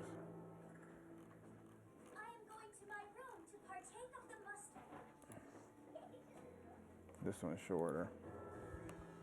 Wave this light is. You know, as bright as fuck, you'll be blinded by the end of this. All right, so who are you? My name is Lilith. Nice to meet you. Nice to meet you too. My name is Wavy. Wave this light is bright as shit. If I turn it off, we're not gonna be able to see you. That's okay. So, what do you do for a living? I've been singing. Oh, I just work at a restaurant. I do loads of shit, you know. Hey, what's up, guys? I don't really like to work. I've been fired from every fucking job I've had, but I love music. And I like to sing loud as fuck. Old school rock, man, but I can hear with the R&B shit sometimes. Oh yeah, you said something about Amy Winehouse before Amy we got the demo. Winehouse. Hell yeah, that's an alto 2 singer. It goes soprano 1, soprano 2, alto 1, alto 2, tenor, bass. You know, I come from a classical like music background, especially with like piano. I play the piano. Oh, you do? For real? Yeah. I had lessons when I was itty bitty. I sang the St. Janis Joplin song every fucking Wednesday for the past year, and I posted it on TikTok. Ball and chain. I just play the original version and sing on top of it. Little do they know that I turn all my social media posts to private. Like I deleted them. But, like I would sit with my piano and I would freestyle, and it would be like I'd be belting shit out. Just about like real life shit, you know, like just feeling a simple melody within yourself and projecting it into the world. It's a good fucking feeling. Most people claim that projecting is a really bad thing, but it's actually quite lovely. We're processing emotions and we're validating within ourselves, you know. So you sound. So how long have you been singing? Because you sound like you actually know. I've been singing for a really long time. Like I love to be in the industry, but like, dude, like I'm not like at 10. Do you understand? Like I understand my purpose. When you're intuitively guided, when you go through certain tribulations and trials, you know, like it just hits you like a motherfucker, you know. And you gotta keep the dream and keep on moving forward. But I haven't really done anything about wanting my music. Do you understand what I mean? I haven't done anything about it. So you're gonna have to send me some stuff because I've been looking for somebody with that type of voice to do certain songs. I don't really like it because of all I'm saying is that most artists, when they get into the industry, they do not do the emotional equations that they will go through. You know, just having that clout, having that bank, all that cash, all that money, they're stable. Some of the stuff I was saying to her, she wasn't even responding to. She was just talking about what she wanted to talk about. And I know y'all can see what I'm talking about in her eyes. Like, she's so zoned out. Whatever is going on in her head was what she was just saying. And it's a good interview, like I said. But, yeah, super talented. I think her mind was on other stuff right then. Financially, right? Like you're gonna be stable mentally. How are you gonna feel when the parents that abandon you come back towards your way because you got all that cash in your hand, huh? You're gonna resort to drugs or heroin, you know, alcohol. you're fucked up all the time because you finally got what you wanted and now the world fucking loves you. When you used to be a nobody, now you actually are a nobody because people treat you differently because of the hard work you put in. But what she's saying is so deep, and people need to think about some of the shit that she's saying, regardless of how crazy and off of whatever she looks while she's saying it. This shit is the realest shit anybody can ever tell you. How will you feel when you actually get the fame that you're chasing, when you're just chasing fame and you're not actually in love with music and all that stuff, and you're just chasing the fame? How will you feel when you get the fame that you stab somebody for all the time, and then that's why they always say it's lonely at the top. You stabbed a whole bunch of people in the back to get to where you are, and you finally got the fame, because fame requires that. Fame requires that. To whom much is given, much is required. Fame requires that. Is that you gotta cut people. I gotta be more famous than you. Fame requires that level of competition and asking and moving people out of the way and doing grimy shit to people to stay there, to stay in that space. Because it's like the hymn with Marlon Wayans. You see, eventually you got, if you want to be that nigga that's the most famous, that's the top, you gotta kill somebody or else to get there. You gotta murder somebody else to get there. That's why I'm like, I watched that movie and I went and recorded the song with OZ, where I'm like, I think I might have to kill me a rapper to get a name. Run him on him at the stove, stab him for his chain. That's stuff that niggas talk about all the time that they not thinking about. It's like, it's certain levels of line of lyrics and certain things that people do for fame that make you a target. And then eventually people start looking at you like you're food out here. Like, and stop looking at you as a person that really wants to help them, and they start looking at you as competition at a level. I'm like, that's why I'm like, I never really wanted to be famous. There's some people that want to be famous and want to be a huge name. I just want to record music. I just want to make music. Like Otto said, I just want to make music and have it touch the people that it touches. Like Mo said, there's some stuff that sometimes I might be on some deep stuff, and sometimes I might be on some simple, let's just have fun stuff.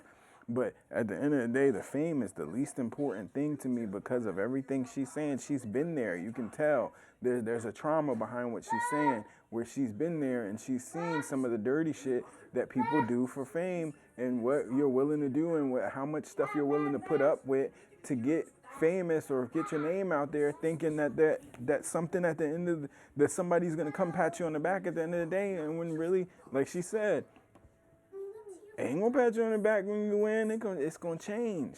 A lot of these niggas is gonna change on you. They're gonna start. They see you getting success or winning, and they go, "Oh, I'm so tired of this nigga winning." And even if they not winning, there's some people that are literally sit out here putting on the effects and putting on putting on the airs like they're winning, just so they can have the look and the appearance of fame.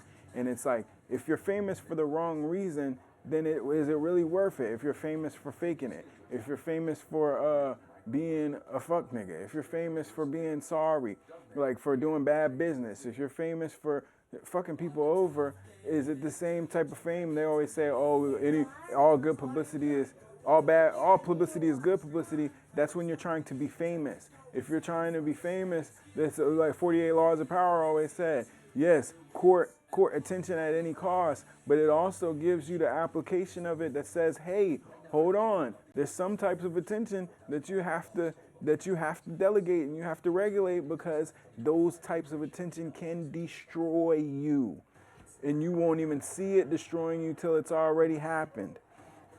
So, like she's saying, this is deep, this is in depth, and you can tell I don't know if I got this, if it's on this interview, but we'll see in a second.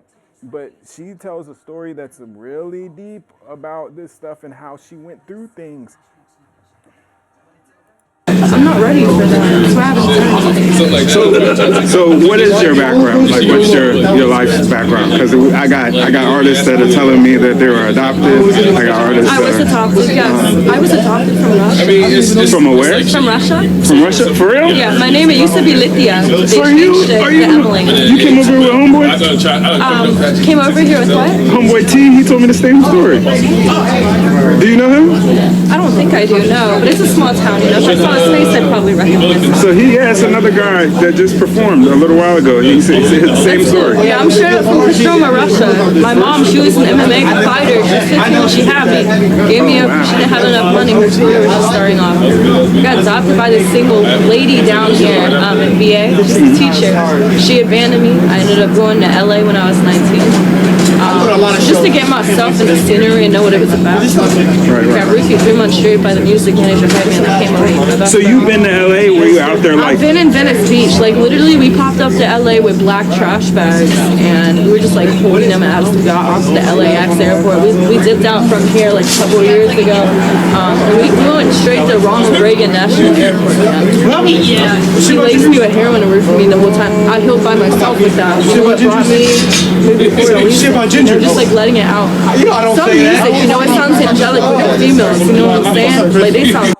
She said she went to LAX and she was out there and some dude fed her heroin and roofied her the whole time. And this is what she was running into, trying to be famous, trying to be in LA around these people. This is how fame will fuck you over. You think these people that fuck with you and then they don't really fuck with you, and then now look at you. You sitting here scarred for life because you had a horrible experience. And that's nothing, not a slight to her, because I appreciate hearing her story because it's motivation and it's a cautionary tale to stay away from certain shit. And people need to hear what she's saying.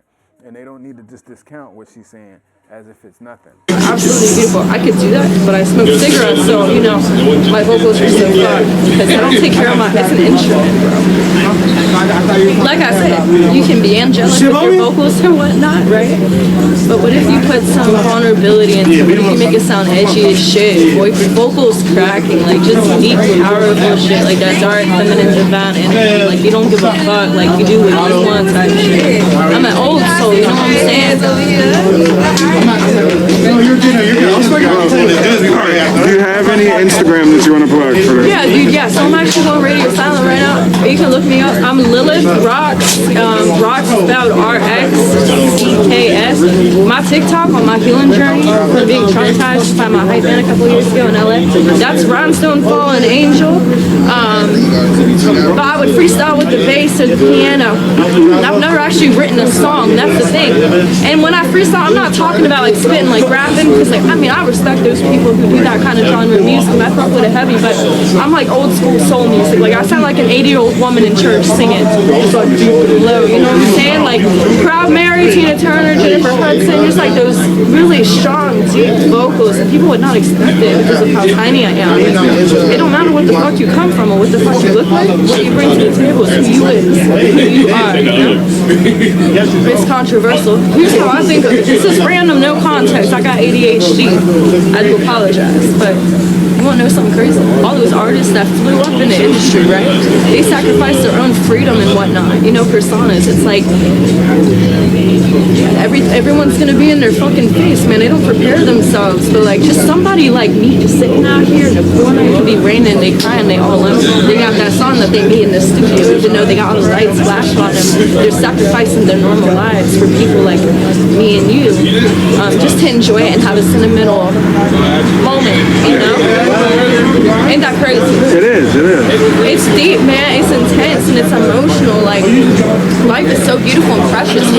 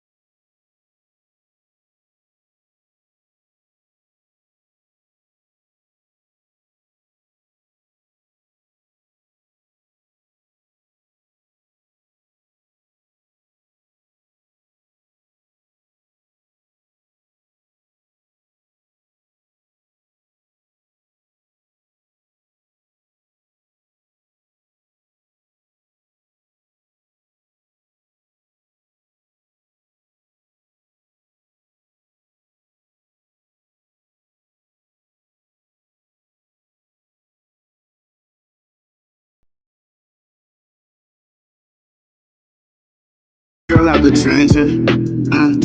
I told that bitch to leave me, she don't know how to trust. I should never, ever have to question your love. The mushroom got me tripping, need that fish to pick me up. You falling down, your friends gon' make me late, but you a dog. Hopping out that blood truck when we sliding through the field. She can pop out whenever she wants, she need permission. Gotta be exquisite to be a part of my religion. Rather stay committed or beat it.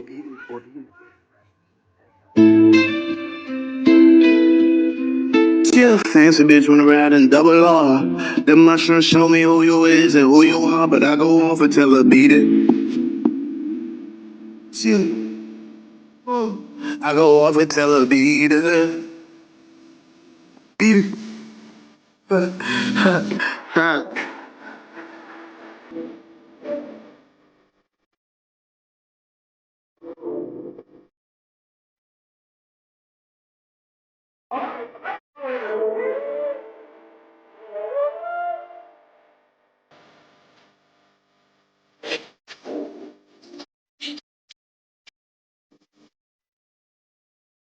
That choir sample was crazy.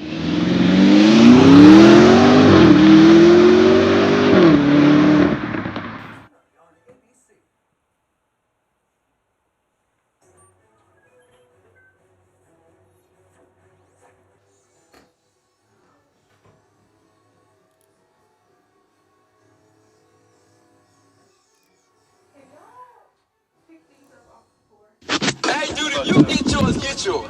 Get yours and get out. And get your money. Take your winnings and go home. You know, right here lately, I just been focused on like three things. One is handling my own business. Two is enjoying life. And three is staying the fuck out the way. You dig? Check. Dog, I be outside, but I ain't nothing like the masses. Y'all don't ruffle feathers, but y'all asses. Can't see what I'm doing, get some glasses. I been preaching on these tracks, but y'all niggas slow like molasses. Then niggas try and say I switched up. Nah, I'm your bro, man, and nigga, you're a grown man. I'm trying to be my own man. I'm done trying to mediate. Niggas have problems, then I feel so bad. I come through and try to integrate. I don't make problems, I don't delegate. Lil Juice try to treat people right, hoping that it resonate. Trying to get my paper right, been working on my real estate and spitting on this track. Shit, I salivate. Shitting on them like it's Metamucil. If you shake me, I'll activate. Cause disrespect is something I don't tolerate. I know I've been gone for a minute, but it's weighing on my conscience. They waiting on me to return Dwayne Johnson. This ain't wrestling, but I'm better than all you veterans. I'm eloquent, my penmanship, I'm in my element. And I ain't arrogant, but if I'm lying, it ain't prevalent. Cleaning out my closet, but I still ain't found no skeleton. I ain't perfect, but I'm doing excellent. Considering a black man is stifled by the government. And I'm developing, cause you know my ego's a little delicate. But Lil Juice nice, don't insult my intelligence. I ain't got time today, so please don't bother me. I'm trying to stay out the way. I'm on my grind for pay, and I got more rhymes to say. You better stay out the way. I ain't got time today, so please don't bother me. I'm trying to stay out the way. I'm on my grind for pay, and I got more rhymes to say. You better stay out the way. Think just cause they rhyme to a beat that is hip hop, but they don't practice what they preaching this week, so it is not. Distracted from the fact they don't say shit when they rap. They claim to stand 10 flat, but ain't no spine in they back. Sure, we wanna support good business when we know that it's black, but don't orbit my solar system if your soul ain't intact. Complicit is not ambitious, this business is so vindictive. Your bigoted narcissism be predicting the crash. Matter of fact, it's been too long since I spazzed. Ain't no nexus, that Anunnaki nigga honing his craft. Then he sits on the highest council with one foot up your ass. The other one's up on the dash, all gas, no brakes. I gotta keep something that's up in the stash, yeah, that's all day. Like riding a roller coaster while you rolling a jet. We make music to motivate, you just be making mistakes. You ain't willing to ruffle feathers, stay the fuck out the way. I ain't got time today, so please don't bother me. I'm trying to stay out the way. I'm on my grind for pay, and I got more rhymes to say. You better stay out the way. I ain't got time today, so please don't bother me. I'm trying to stay out the way. I'm on my grind for pay, and I got more rhymes to say. You better stay out the way. Y'all know what time it is.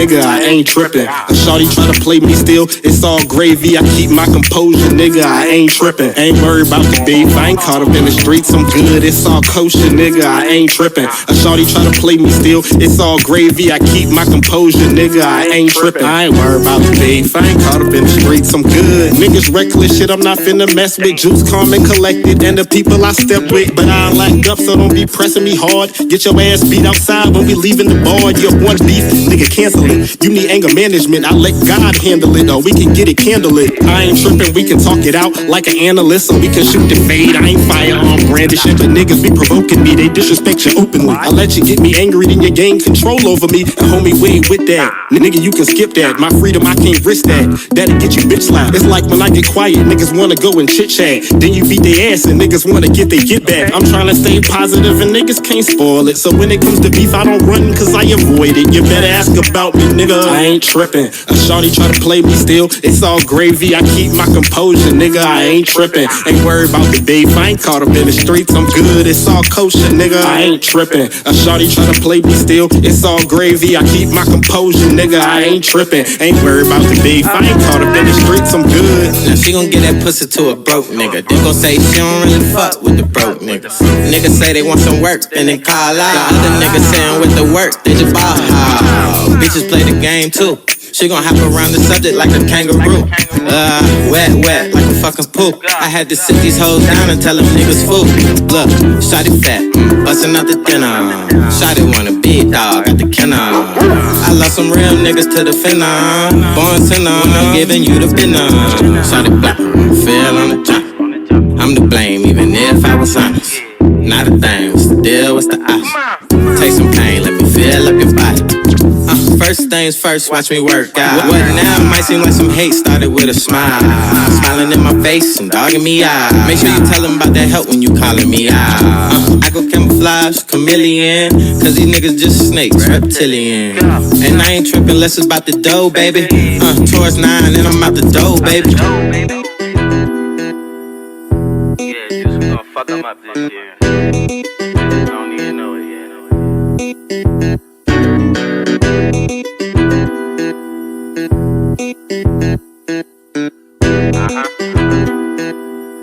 President of the mind 4 out everywhere, nigga.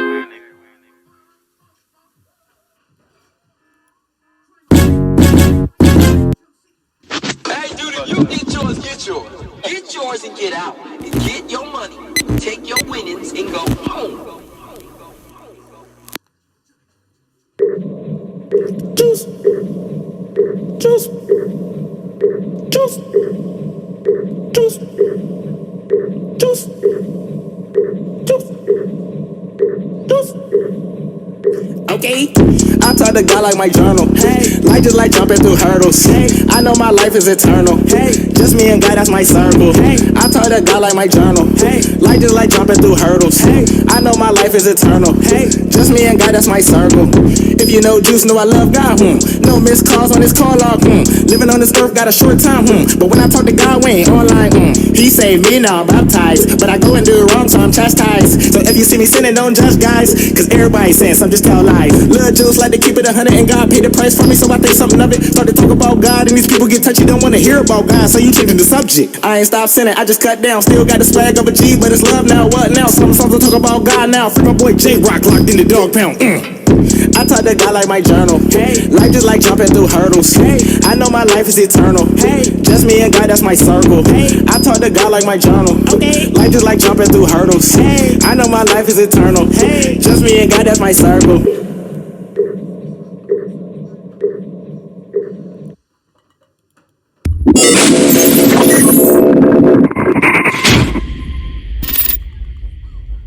ShopSweetie.com, YCMC. I see the rest getting bigger. Hey yo, CBG, go ahead and make some noise. Whoa. About to get started. Let me go battle rapper to my left. Introduce yourself. All right, introduce yourself. I'm not from Maryland. I'm from Landover Church. Y'all niggas make some noise. Call in there. Call in there. Hey. Anything good? That bitch is the Michael Jackson. Who's on you? Who's going first? Let's get it. One round. Yo, y'all can hear me? One round. Ladies and gentlemen, we are gathered here today, and I want you to know it's important that I'm finna go to work, but not overwork. It's kind of like a drug deal, how I came to show the work and y'all know the work. But God sent me here for this battle today, so this is holy work. That's why I'm dressed with this Bible, because I came here today to take church to church. Now, I ain't battled in a while, so this is nasty and it's foul. But it's like that religious commercial, how y'all paid $25 to get in here. Now I'm gonna save this child, but be careful when you speaking. I don't want to hear about that 40 when you creeping. You can talk that street shit to me all you want, nigga. My daddy was a deacon, but that's all right. That's all right. Because I know you from Landover, and that's why you walk all tight. But you try some gun bars on me, then we gonna laugh all night. Because what does that mean? You a comedian. You been a joke your whole life. Now watch and learn. Because you the church, and I'm a saint in this tabernacle. I know it burns, but I still can get violent in this battle and just kill you with all Bible terms. Now watch the verbiage. He called me Capri Sun over the net. I ain't going back and forth like tennis. I have to serve him. How do you beat church? Take him in deep waters and drown him. I should do a baptismal service. I'm focused and on schedule. I ain't worried about the rest of you. I'm David with the slingshot. He Goliath. Boom, and ricochet. Hit the homie that's standing next to you. But you ain't come with no homie, so that ain't too defeating. Even if you did, I'd have them drinking their own blood at church's expense. That's a communion meeting. But I'ma slow it down though. Because I know they like you wilding out the gate. But church be wilding and he fake. How you name church, but when your family need an offering, you don't never put nothing in the plate. You just talk a lot of shit. You too busy talking on the gram. Why you ain't talking to your kids? You talking about, I got the coke and the dope and the boat for the low. On the gram, then you a snitch. And then you got this one thing where you say, I ain't from Maryland, but I'm from Landover. Your geography is shit. That's how we know you a bum. That's how we know you a bum. Because Lil Juice ain't finna lose to a nigga that don't know where he's from. It's the true sign. You from the wrong side of the tracks, church. That's how we know you never blew lines. You a talking dude. You just covering up your problems with a laugh, and you really got an attitude. But I told him before the battle I was gonna bring lessons to the church. This is Sunday school. You an older nigga. You ain't even in my weight division. So I'm gonna do him greasy and take his money. What you call that? Church is chicken. I'm eating them now. I'm eating them now. I'm eating them now. I'm eating them now. You screaming out church? You deceiving us now. I thought you was on some Don Magic Wand shit. We ain't even believing you now. This comedian couldn't make y'all geek if you blew some weed in the crowd and you got a following. You got an opportunity. You can talk about lots of things. Instead, you just using the church. I'm shocked to see. You leading your people into a burning building. You Dr. King. Just talking about your committed crimes. But they know Juice finna break them down. Just give them a little time. Niggas been talking about how you gonna beat church. Every time they hit my line, niggas must not know. I done been to church 1,000,000 times, and now you know that I'm spitting. And that go for anybody on this card that don't think that I'm different. Cause I'm always down to battle, and if you think that I'm tripping, I can take you to school and learn some things, the whole academics, and show you how I shut down the church like a pandemic. Church. Yeah, time.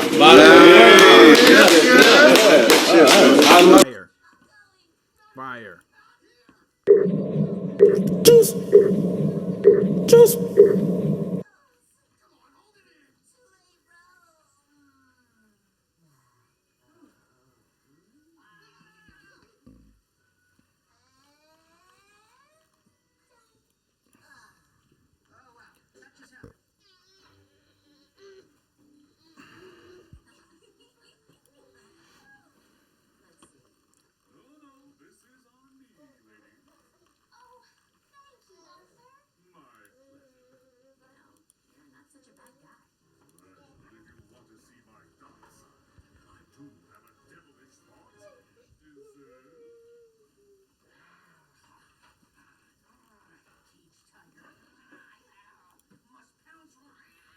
Where's the dumb Joan at?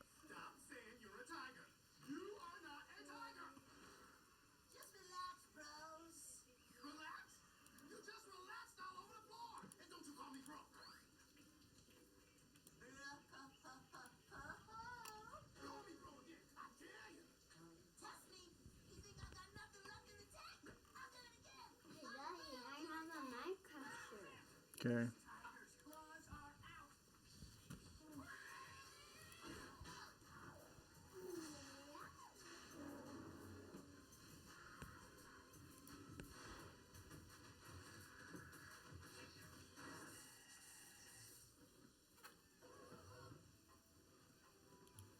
That's it. with the flavor. It's Ginger. It's the remix in this bitch. Yeah, it's that talk your shit season. Live in I'm like with the flavor. It's Ginger. It's the remix in this bitch. Yeah, it's that talk your shit season. Live and direct. This ain't no gimmick, no trend. This is what real pressure sound like. She just stepping out the booth like she on the motherfucking building and y'all hearing from the sidelines. Keep hating. She was never one of y'all, and she damn sure don't need y'all. Oh, they pressed? Good. They shook? Better. It's Get a Bag Gang in this bitch and she just empty the clip. Talk your shit, queen. I get dumb with it, so dumb with it. They steady talking on the net, back to run with it. I'm applying all the pressure when I come with it. These bitches hate it when I'm just having fun with it. Why these women try to copy me? The shit they doing lame. I can put you in the game. I done came up from the pain. I'm insane. These bitches want my name. I'm to blame. We are not the same. Let's run it in the paint. I get. Oh, you thought she was done? Nah, baby, Ginger just getting started. She walk in like a threat and she lead like a legend.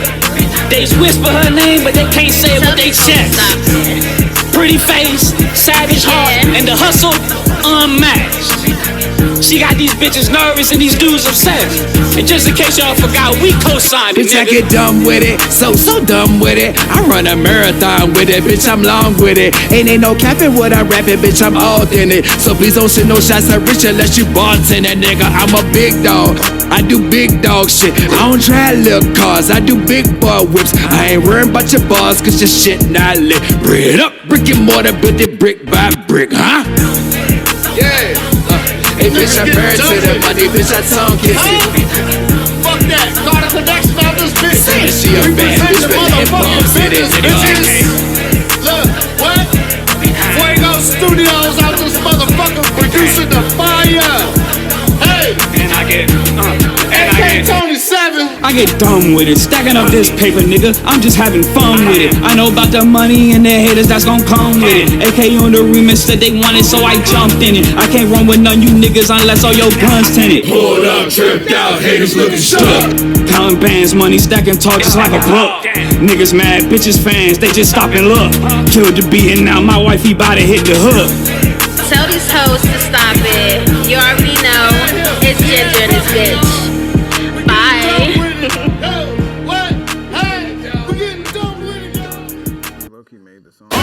It's only a matter of time before I'm staring at you from the cover of a Wheaties box.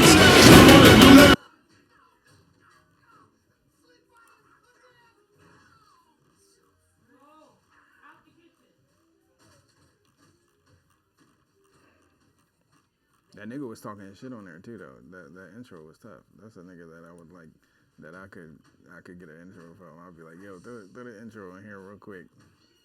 Just talk that shit at the beginning real fast. What's this? I love you, mommy. Oh yeah. Guys on the track. It's that feel good. You know when you cut off that bad blood. Cut off them niggas that's never in your corner. Shit. I'm better on my own. It's time to take my throne. Go. Y'all niggas still be trying to make this music. Niggas moving funny, man, that shit is not amusing. Laughing at the game and the fact they always losing. Tequila's in the 40, talking to a mic and everything confusing like the social talking through the media. Trying to be permanent, I'm trying to be encyclopedia. Make this change up in my lifetime. You can't have another stud man, record your lifeline. Pick the lock and bust it open. The Roma was potent. All her problems, just be smoking. Had to leave her for the money. She want the nigga stunted, but my growth is honest. I'm giving out the budgets. For all the money, I ain't budging. I'd rather go where the money goes. Water help these lanes, but I fuck that nigga, I don't fuck with him. All that quick to say, right? Move, I don't understand the struggle. Problem, a lot of people like the Japan. These lanes, but I will bring change. So that's a problem. A lot of people like to pass judgment instead of saying, well, you know, how you are, how you move the way you move. They don't understand the struggles and obstacles you went to get to where you're going, right? Yeah. So they quick to say, right? Yeah, fuck that nigga, I don't fuck with him. All that bullshit. You know what I'm saying? But your grind ain't my grind. You ain't survived what I survived. Dreams to make it in the city, they don't want you to blow. They don't want you to shine, they don't want you to glow. Said you read a book in prison, they don't want you to know. Want you to keep coming up short, they don't want you to grow. Hard times you can't imagine. Decided with weed, became a full-blown addict. I just couldn't see, I'm talking no pen until I had tricks up my sleeves. Coke turned me Superman, left me Christopher Reeves. See, I rap for niggas starving, scraping for a plate. Isolated cause niggas rather hate to see the great. I relate to niggas struggling, starving day to day, underpaid, still putting a little something in the oven. Lately I've been down on my full-blown dick. Swear my stomach growling like a full-blown pit. Kept a gun to save me on some coupon shit. I came a long way from some Groupon shit, huh?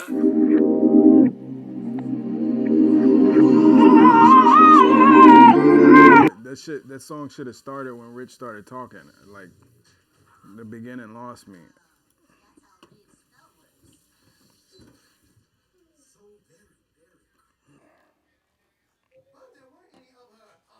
The beat was okay though. Could have been a better beat. It's like a Drake. It sounds like a Drake type. You know what I'm saying? One of them Drake type beats you hear on something. We're gonna run this last one just cause I ain't heard it in a while and I keep seeing it on the side.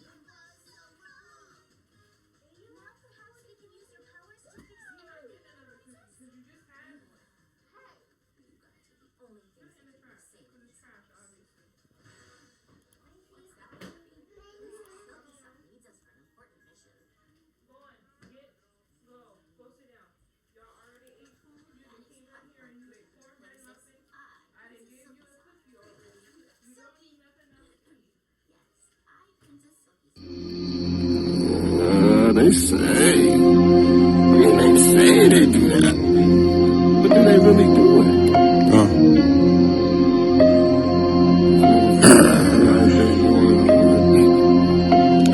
Niggas fear God, but they'll try to pull the devil out. Kinda odd, crooked, praying just to level out. Lucy Ford, temper blow, I'm the devil now. Devil man dance, you ever seen him in some sneakers? 47 hat, hood pull, blowing reefer. Red sweatpants, promise you know him when you see him. I know you heard about him. From the pastor and the deacon, pale moonlight, hear him hissing, hear him screaming. Went down to Georgia and played my fiddle for some demons. Archangels look enticing, I'm not really what I'm seeming. Some like it hot, I like it blazing, like it's steaming. New Jersey Devil, making plays like Willie Beeman, VA Blue Devil, but I'm shooting like arenas. Demon flames from hell can feel them all the way to Venus. Starting to feel at home when it's nice, feel like it's freezing. Oh, you ain't sleeping, oh, you ain't dreaming. Nightmares, heavy breathing, wound open, heavy bleeding. You won't make it past the evening. Sell your soul to me, I hear everything you scheming. Make it happen for you, no vision, I add the caption for you. Cultivate your talent, don't you hear me out here capping for you? Soon I'll be rapping for you, reporting live from sunken place. Take your body, take your mind, take your face. Give it style, give it grace. After a while you gon' place. Give you some money just in case. Sacrifice your family so they don't say you changed. Copying God voice so they don't say it's strange. It hit my devil man dance, Satan. Devil man dance, want your soul, baby, I'm waiting. Devil man dance, I'm from hell, this a vacation. Devil man dance, morning star illumination. I come to steal, kill, and destroy. Who grandma told you avoid. Praying for a baby boy, ain't trying to see a pride and joy. 6 feet with a soul void, fishing for your issue, passing tissues for your boy.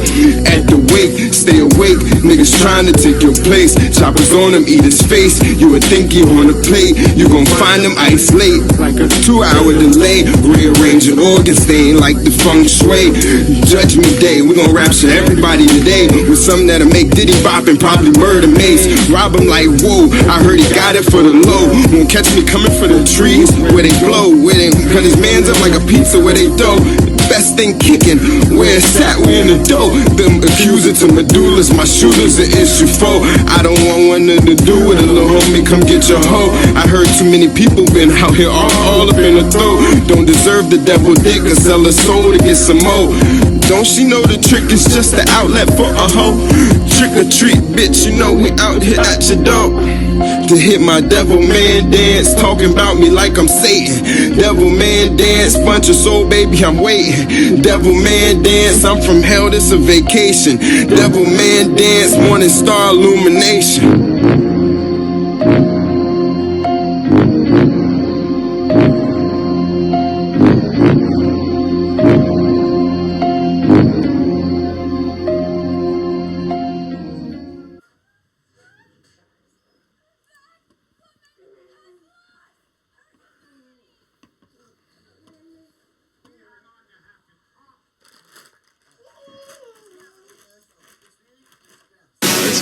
Please get it.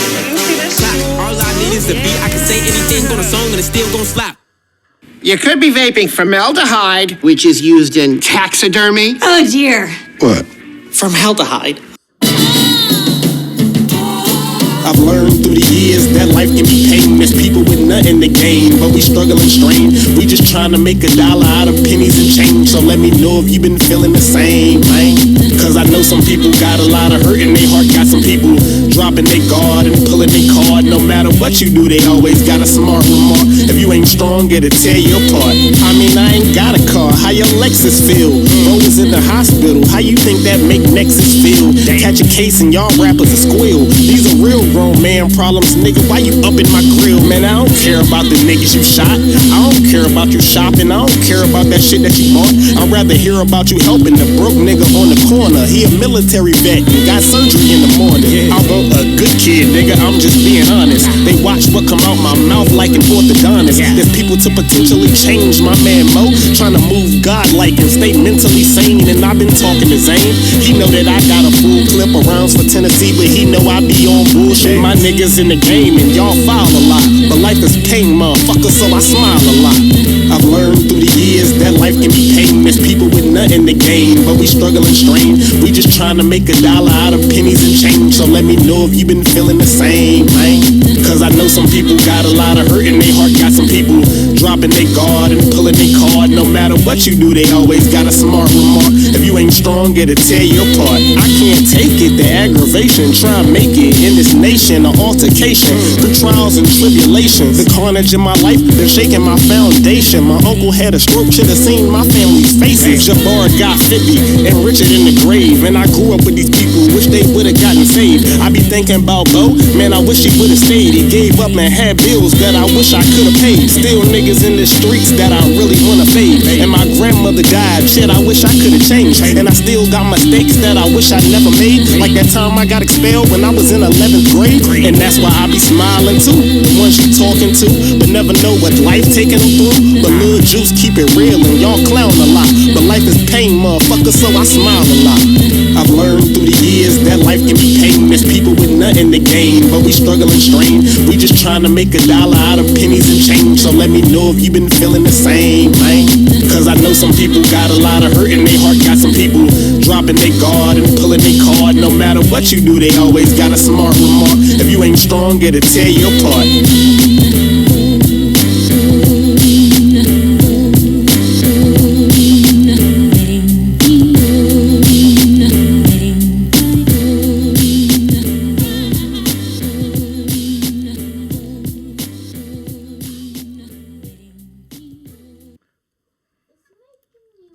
Bottom line, I played that song last, cause let's be real, that's him.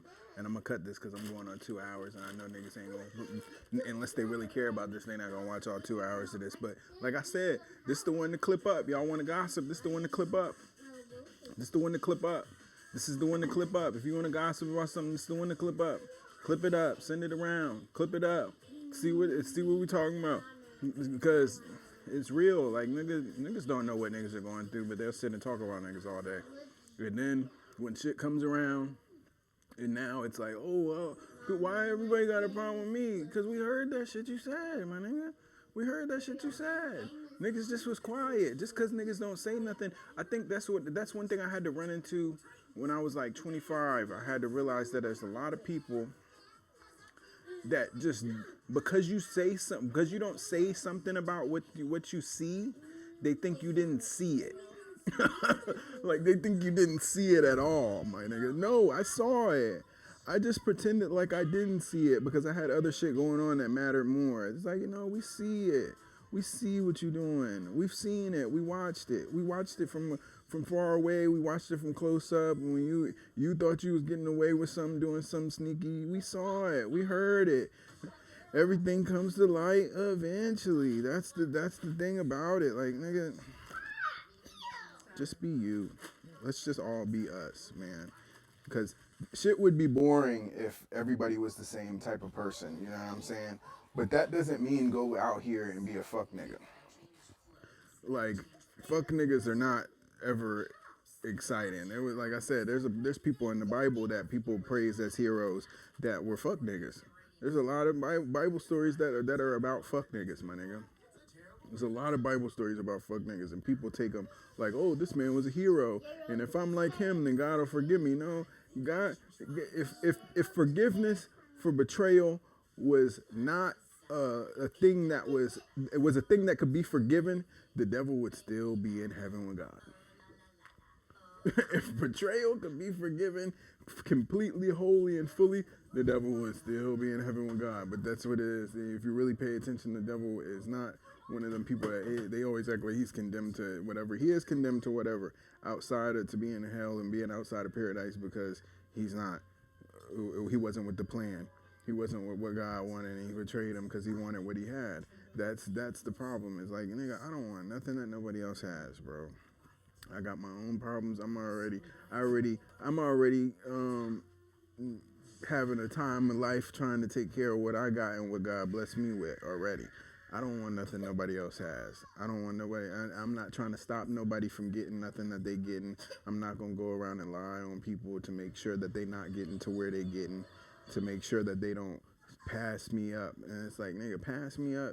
I don't care who passes me. This shit really ain't a race. I think people get that fucked up. Life is cyclical. Life is cyclical. That's why, what's his name? Harold Melvin and the Blue Knights said, the same people you see on the way up is the same people you see on the way back down, my nigga. Because at the end of the day, it's cyclical. You're going to come around. Everything has a phase. You might be here. You might be on top today, and then the next time you look around, you might need something from the nigga that you sat and talked about crazy for no reason. You might need something because he's in position, and now some people got God in their heart and they willing to let you come over there and talk and do whatever you're doing with them, even after you talk crazy about them. But there's a lot of people, and I'm not saying I don't got God in my heart.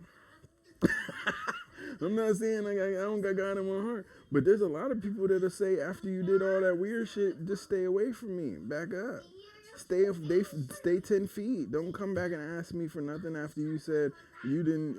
After you felt like you didn't need me, I'm gonna let you feel like you don't need me. That's how it is. I'm like that with every relationship in my life, and that's not friend. That goes deeper than friends. People you got. Whatever you got going on with them, if you don't need me and you feel like you don't need me, then do it on your own. Do it on your own. I'm not going to force nobody to be around, and that's what we need to do in 2026. We need to get to the point where we understand that you don't need everybody around. Everybody don't got to be around. Everybody don't got to like you.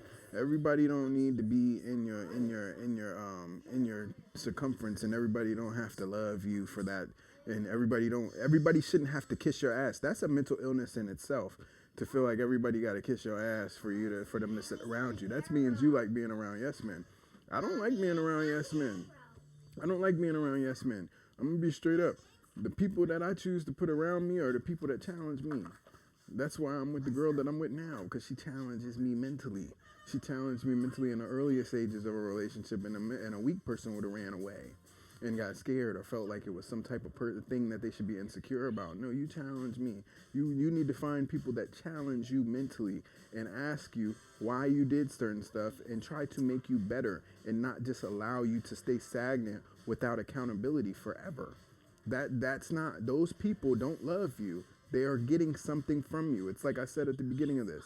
Energetic exchanges. If you have a series of transactional relationships around you, you are in the wrong space. And that's a problem that people don't see until it becomes more of a problem. Transactional relationships, like people always say they want loyalty and all that shit. And I was like, I'd rather have respect. I'd rather have respect than loyalty. You know, there's a lot of people that are going to be loyal to you, but dogs are loyal. But the moment you stop feeding them, they ain't loyal no more. They either going to run away or they're going to bite you or they're going to eat your ass up in that fucking house. Yeah, transparency. Yeah, because honestly, like you saying, honesty and transparency go hand in hand with respect. If you respect somebody, you're going to be honest and transparent with them.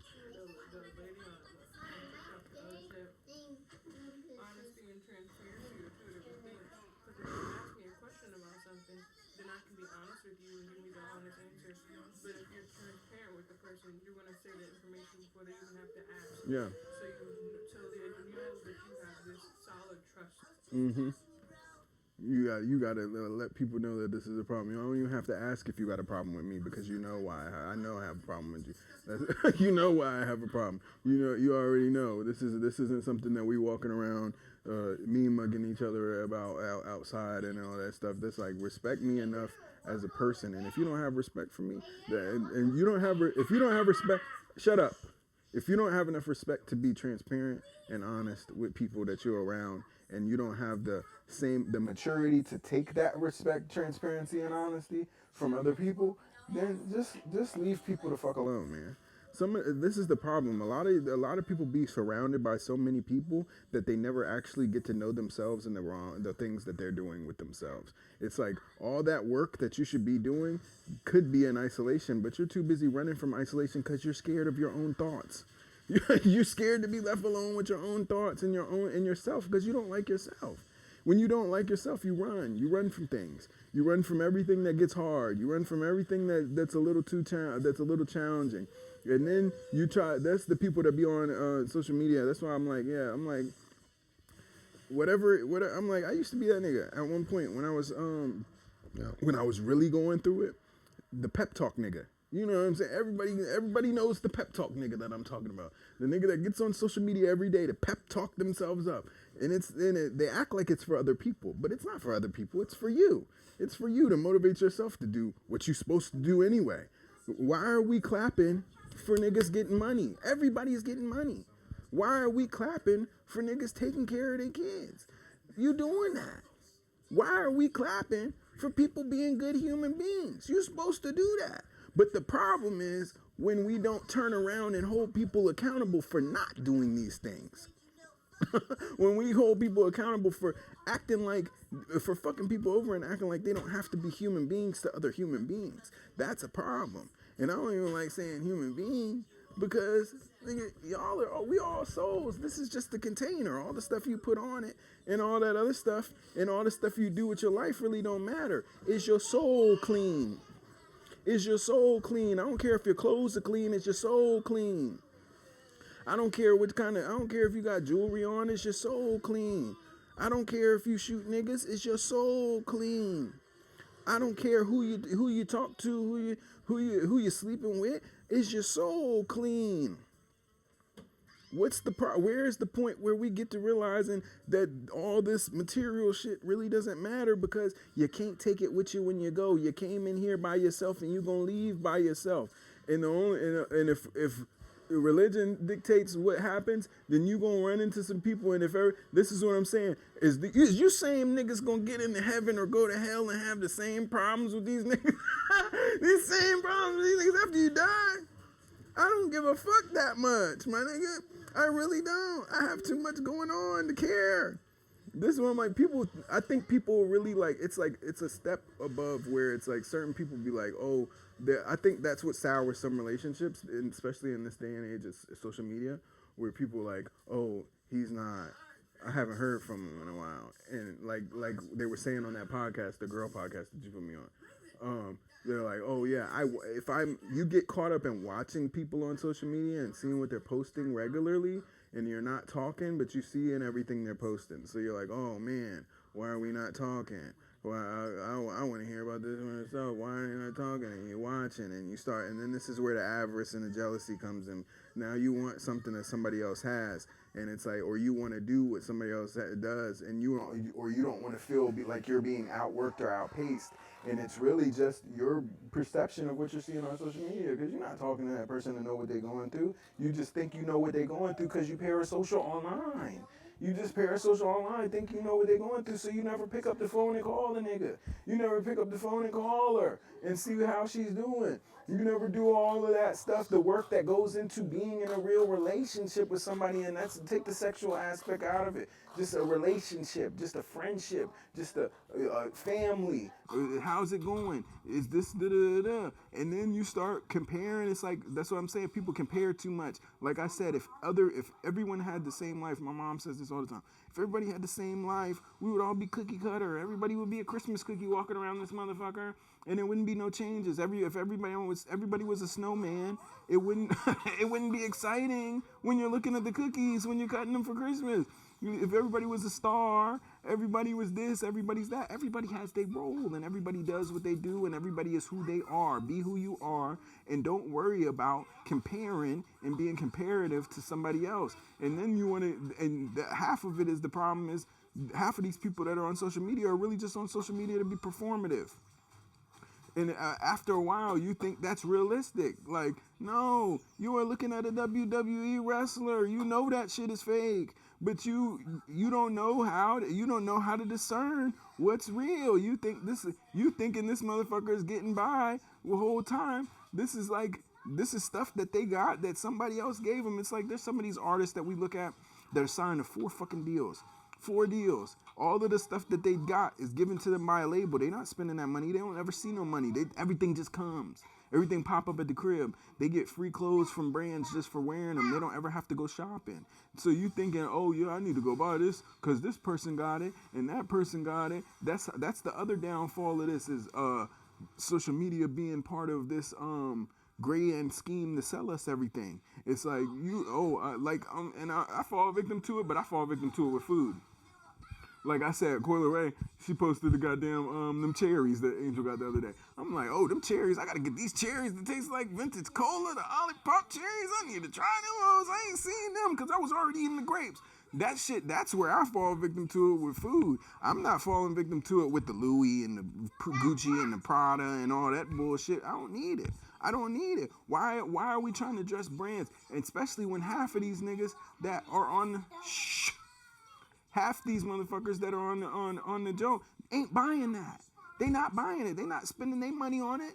You spending your money on it. And that's why they getting it for free. That's why they getting it for free, because you spending your money. Go get a stock in that if you really love that shit that much. But if you're not gonna buy a stock in it and try to make it make money for you, then why do you care? Why are we chasing other niggas' brands? It's like, your homeboy got a brand down the street that probably look better than some of the shit that's in the store, but you don't want to pay for his shit because you don't want to see him get ahead. That's really what it comes down to. Think about it and realistically take yourself out of your body and look at it from the outside. You don't want to see him get ahead. That's really why you won't buy that man's brand. It's not because that is ugly and they charge too much. You know how black folk be, they charging too much. You know how much it costs to make that shit? He's charging so he can make some money off of what he spent for it. Go buy from the local brand. Go buy from your homeboys. Support your homies' music. Support that music. All that money that we put into this music. People know, all my artists know how much money we put into music. This is not a hobby. If you're really going to use this to do the studios and the professional studios, this is not a hobby. And if it is a hobby to you, it's an expensive ass fucking hobby. That shit doesn't make sense to do as a hobby. Unless you're doing it, unless you know how to mix it yourself and all that stuff, then go ahead and do it as a hobby all day. But if you're going to them professional studios like me and my niggas go, that's not a hobby. That's expensive. That's too expensive to be a hobby. So support your brother's music. Stop acting like supporting his music and giving him praise on what they got going on. It means something. It's too crazy to do. It's too much to do. It's free to hit that like button. It's free to hit subscribe. It's free to hit follow. It's free to watch the fucking video. It's free to watch the stream. It's free to add that album on the fucking Spotify. It's free. You already listening to Spotify? Add it. You don't even gotta listen to that motherfucker again after you listen to it once. If you didn't like it, I'm just saying, give it a chance. Everybody's saying everybody suck. Not everybody can't suck. Let's be real. Everybody can't suck. That's a like my cousin said. That is a statistical improbability for as many artists to be out here making music and everybody sucks. You don't like not one song by that nigga. He's complete garbage. No, that doesn't exist. That doesn't exist. There's every artist I've ever heard. This song might not be for me, but I like something they made. It's one song that I like that they made. If it ain't the whole catalog, it's one song. I can't say that nobody's completely garbage, but at the same time, don't not support niggas and expect them to support you. Don't lie on niggas and expect them to stay around. Don't talk crazy about niggas and expect them not to start talking crazy about you. And like I said, if you disrespect somebody, expect to whatever response comes with that, because you cannot control how people respond to disrespect. You cannot respond to how respond to how people respond to disrespect. So that's why I always say I haven't talked crazy about nobody. I haven't called nobody really no name. I haven't really said anything that was directed at anybody this whole time. This is just a talk. This is just what it is, and what I'm seeing and how I'm seeing it. If people are mad at people, there's reasons why people are mad at people, and I'll never tell somebody that they're not justified in being mad at something that happened to them. That would be like that's like at that point, like that's what I'm saying. It's too close to being a grape sympathizer to me.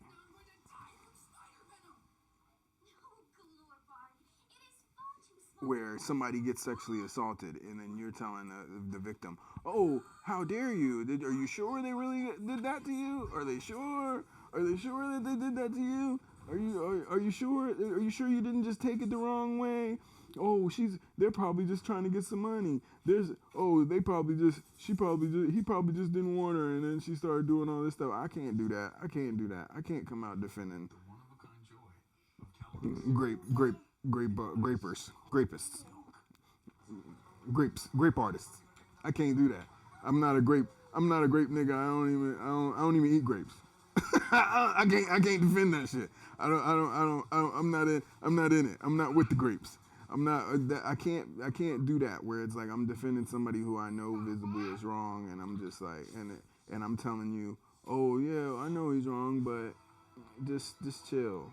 Just chill. Don't worry about it. Everything will be all right. No, I can't tell you how to respond to a trauma response. What trauma response you're supposed to use when you feel like you've been wrong. Do what you do, and let it play out. Let that shit play out the way it's supposed to play out. Let's stop acting like everybody is supposed to respond to stuff the same way that everybody is responding. That's not realistic. That's not realistic. It's never been realistic. Let's be real. It's never been realistic. You didn't hear any of all the people in the Bible that happened. You never heard God say, well, don't you think you should stop and think about this? Are you sure about that? Are you sure about that? No, he said, those are your enemies. Go burn down that city. Burn it down. And to say literally burnt down is crazy, because at the end of the day, we all know that most of the Bible is figurative. We could just be saying burn down the city. Because, hey, at the end of the day, Sodom and Gomorrah, a lot of the stuff that they were doing in Sodom and Gomorrah was ungodly and unrighteous, and it was taking advantage of people. Them motherfuckers were so crazy that they tried to grape the angels when the angels got there. And Lot was like, don't do it. Hold on. Y'all ain't too freaky for me. Here, take my daughters if that's what you want to have. If you want to do, take my daughters. Don't do that to them, to these men of God. Take my daughters rather than take this. Rather than do all that wild stuff y'all trying to do. Y'all was trying to grape the angels. Y'all so freaky. There was a lot of weird stuff going on, and that's really what it be. No, now think about that like a metaphor, right? God sends you somebody that's meant to save you or help you get to somewhere you're supposed to get to that you were meant to get. And here you go trying to take advantage of them. Trying to take advantage of them. And it's like, hold on. You don't even got to do that. They came to help you anyway. You trying to take advantage of them because you so fucked up in the mind. You've been living in this space where your whole city, and think about the city like it's your bubble, your mindset, and the way you were raised, and not just the city, a physical city. The whole way you were raised is fucked up. So you don't even know what to do with the blessing when it comes. So here you go trying to take advantage of it. You trying to kill the messenger. You trying to murder the messenger. You trying to Diddy Faith. You trying to do all this stuff that don't make sense. That to people that came to help you, that love you, that meant you calm. They meant you calm, my brother. They meant you calm. But also watch out for these people that don't mean you no calm. They don't mean you no calm. They mean you harm. And they're gonna come in the guise of people that need that. But you have to have the discernment to know who's who, or else you end up in situations where now the people that were sent, you done fucked them over, that was sent to help you out, you done fucked them over, and now they ready to ride on you at dawn. And then at the end of the day, you can't figure out what the hell's going on. You like, what's going on? I don't deserve. Yes, you did. Yes, you did. You did it. Yes, you did. Yes, you did. What does Marcellus Wallace look like? I don't know. Black? Does he look like a bitch? Then why'd you try to fuck him like one, Brett? This is where that shit. One day, Samuel Jackson and John Travolta can come knock on the door, asking why you did that to the people, to God's chosen people. Why you did that to the people that God sent to help you out, that sent to give you a loan, sent you there to get you to the next spot, sent you there to be there for you when you was in your lowest spot to get you to there. That's when, like, there's a lot of people, like I said, I've helped people when I ain't have to help them. I ain't never had to help them. I done helped people. I done gave them somewhere to stay when I ain't have to give them nowhere to stay, and didn't ask for no damn money. Let them stay in my goddamn house when I was in the military. Let them stay in my room. Let somebody borrow my car when I was in the military. This is stuff that I used to do for people because I don't care. I used to give motherfuckers rides everywhere they needed to go because I know you got stuff to do just like I got stuff to do, and you need to be able to do these things to get by and to elevate to get to where you need to get. I did it because nobody ever wanted to do it for me. It wasn't because I'm just a humanitarian and I love doing charity and I look down on people that have less than me. No, that's never been me. If you have less, I'm like, yeah, you know what? This is a motherfucker that might have had more than me at some point. And I want to see you get back right. I want to see you right. That's really what it is. When you're a human being who really loves people, you want to see people right. That's the difference between an empath and a narcissist. Narcissists don't want to see you go past them. They don't want to see you go past them. I want to see you right. I want to see you right. I want to see you feeling good, feeling yourself, positive, self-confidence on an all-time high. That shit doesn't bother me when people are confident. It never bothered me when people are confident. Be confident in yourself. I want you to be confident in yourself. As a man, that's what you're supposed to do. That's a God-given right. God has not given us the spirit of fear, but the Lord has given us power. These are the things that you're supposed to have. Because if you if you are built in the image of God, this is what you're supposed to have. And that's not to get too Christian-y with it. That's just to say that these are powerful quotes for anybody across the board. God has not given us the spirit of fear, but the Lord has given us power, because you're supposed to be confident in yourself. I don't want nobody to be scared of me. I don't want nobody to be intimidated by me. This is love, bro. This is love from the bottom of my heart and going out to everybody. And as long as we don't have a problem where you disrespecting me, then it's always going to be love. It's always going to be love. And that's the problem. I have so much trouble not liking niggas. because I really just like niggas. I really like niggas. And the part of the problem is when niggas do certain shit, I look at shit a little deeper than niggas. I don't look at the surface level and go, oh, they just did this fuck shit just because they doing fuck shit. No, I go, oh, you know what? There's some shit that went on in that nigga's life that probably amplified this and made this what it was. And I can't be mad at that. I can't really be mad at you doing fuck shit just because. I can't. I can be mad. I hate the sin, love the person. I hate the sin. I hate what you did, and I can't look past that. But at the end of the day, I love you, and I feel bad. I feel bad. I'm sorry you had to go through the things that you had to do, that you had to go through for you to feel like you have to do that to people, for you to feel like you have to fuck people over. For you to feel like you have to talk about people, for you have to and gossip about people, for you to feel like you have to lie, because in somewhere deep in your inside, you're too insecure to just actually love motherfuckers because you don't love yourself. That's a problem, and it's like I want you to love yourself, man. I want you to love yourself. I want you to wake up and look in the mirror and go, I'm happy with what I see in the mirror. I want you to look around your house and be like, oh, I'm happy with my surroundings. Get off of it. I'm happy with my family. This is the family I always wanted. These are the friends I always wanted. This is the career I always wanted. This is the whatever you want to say, because I already said I'm not doing the material shit. The material shit don't matter. This is what I wanted. Everything that fulfills me, I have. I want you to look at it. I want you to be able to wake up and look at yourself like that. Everybody. There's no exception on that. There's no exception on that. There's not people that I'm leaving out of this. There's people that I want everyone to be able to wake up and look at themselves like that. I want you to be able to walk out in the world and feel like you're confident enough to make sure that when another person's confident, that doesn't intimidate you. That doesn't make you feel like you're less than. You are great. You're great just how you are. Your function is necessary.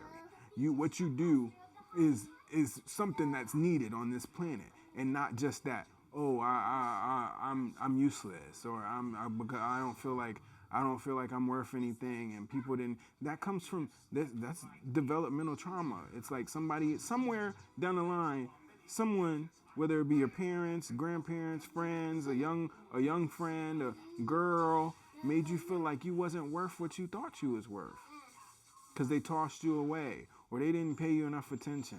They didn't show up on your birthday. They didn't show up to your game. They didn't show up to your recital. Daddy didn't come pick you up when he said he was gonna pick you up.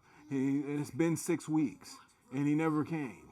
And you don't understand why. Well, look around, you know what I'm saying? Because it might not be that daddy didn't want to pick you up. It might be that your mama's a vindictive bitch and she don't want you to get picked up. She's trying to keep you the fuck away from your daddy, because she don't want no masculine energy around you, because she's scared of masculine energy.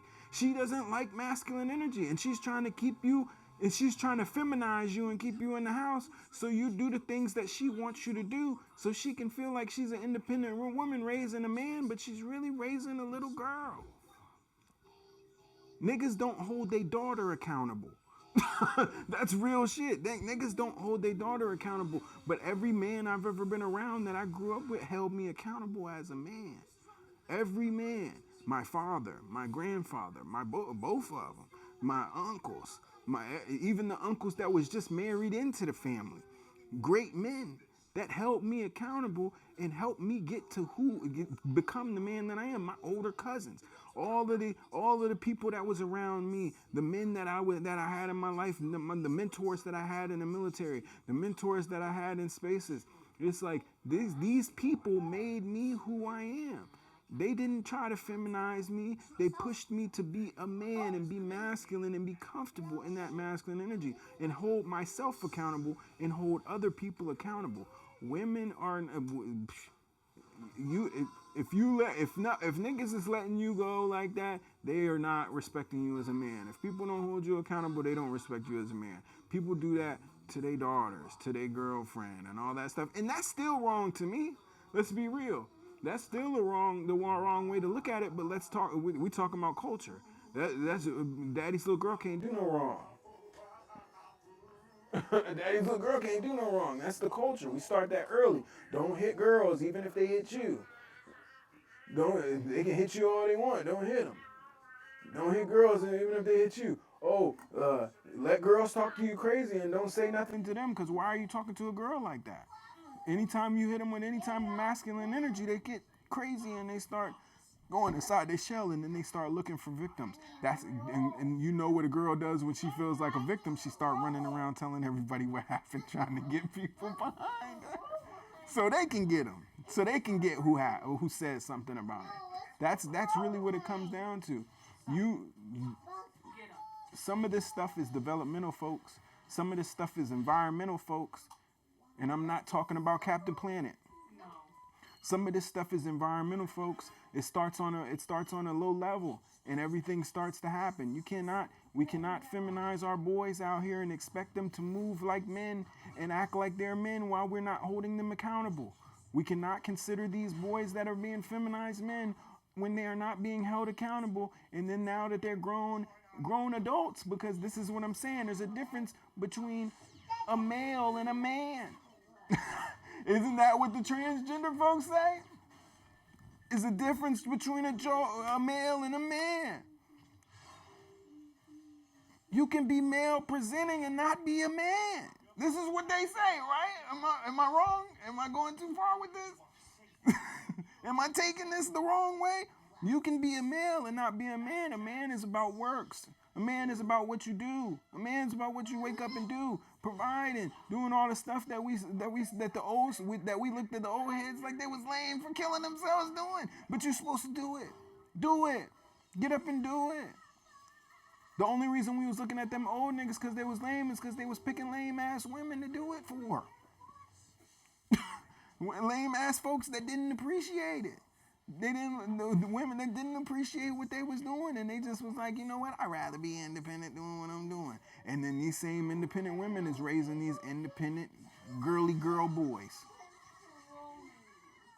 Independent, well, I don't even want, let's take the independent off of it and say dependent girly girl boys.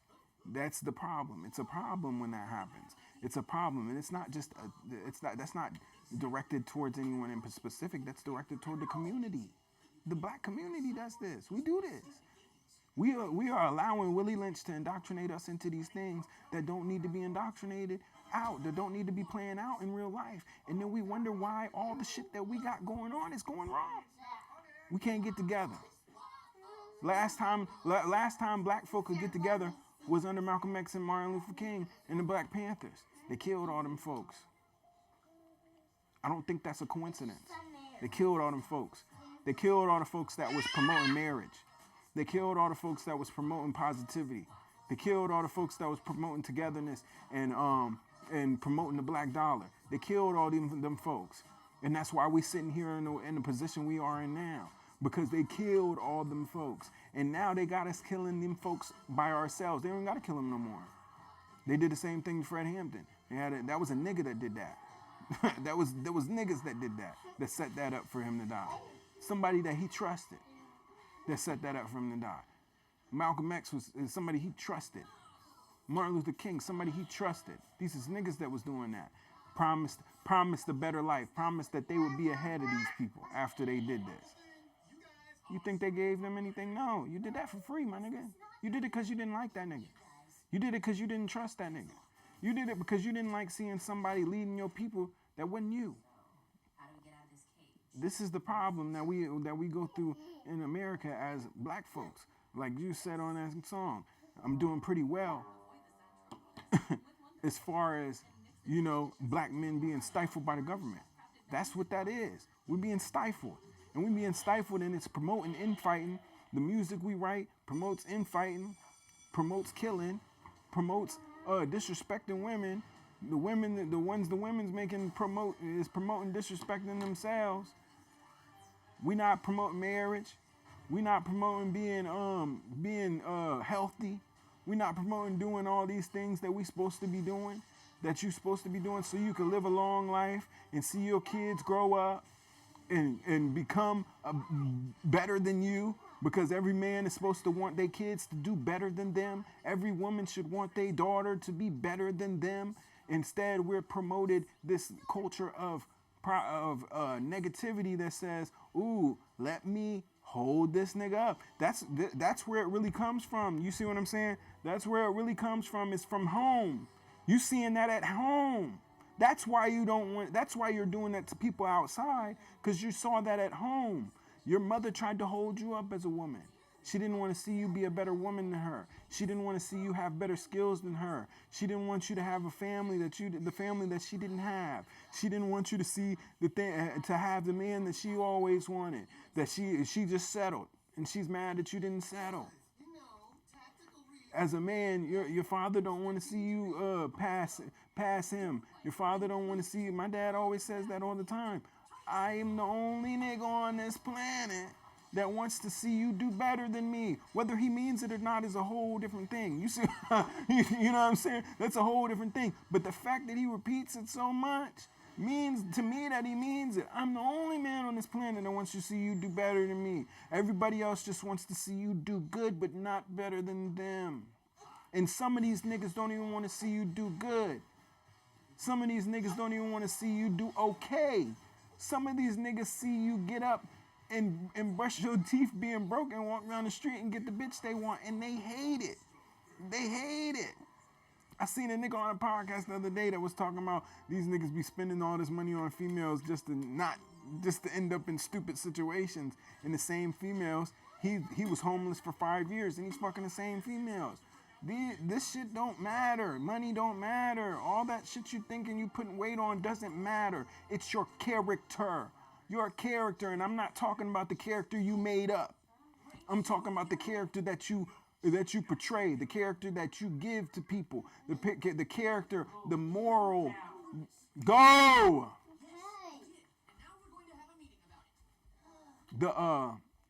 My bad. The character, not the character you portray, but the character that you give to other people, the character that makes you who you are, the morals, the principles, the things you stand for, the things you don't stand for, the things that you're willing to do. Those are things that people compromise every day, trying to make everybody like them because nobody liked them when they were a kid, and they still searching for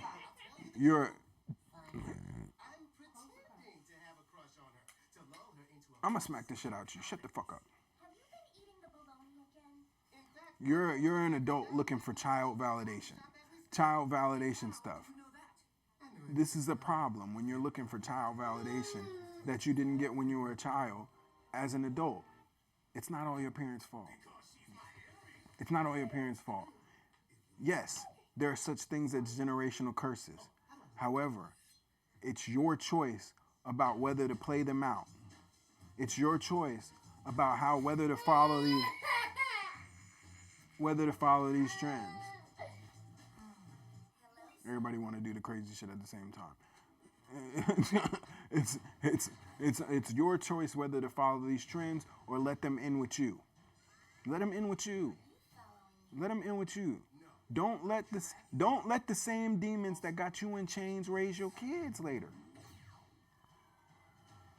Don't let the same demons that you got living around you, that you fallen victim to, the same vices, raise your kids. Don't let it happen. Because when it does, this is what we see and play out now, where everybody's like, damn, the culture's so fucked up. Yeah, because the generations before us were letting their demons raise us. They were letting the demons raise us. And we, like I said, we're the people with the options to go, hey, Yagaboa, Asmodeus, all of these demons that people fall victim to every day, the big ones, the kings and deacons and and the marquises, them niggas, we have the choice to leave them the fuck alone. We have the choice to move them out of our lives and never have to deal with them again. We have those choices, and you are the only person that has the choice to do that. You can choose to do something else, but why would you choose to keep doing the things that you're doing? If after a while, doing fuck shit becomes an active decision, you have every reason not to do it. And you can't tell me you don't have the little voice, the little conscience. Some people don't have a conscience, but you're a psychopath if you don't. You're a sociopath if you don't have a little voice in your head that says, you know what, this ain't good. And if you got the other little voice, you are too far gone for anybody to save. And I'm sorry, my nigga. If the demon on your shoulder is taking over all the time, you know how many times my little demon tells me to slap the shit out these fuck niggas? I don't go out and slap the shit out of niggas.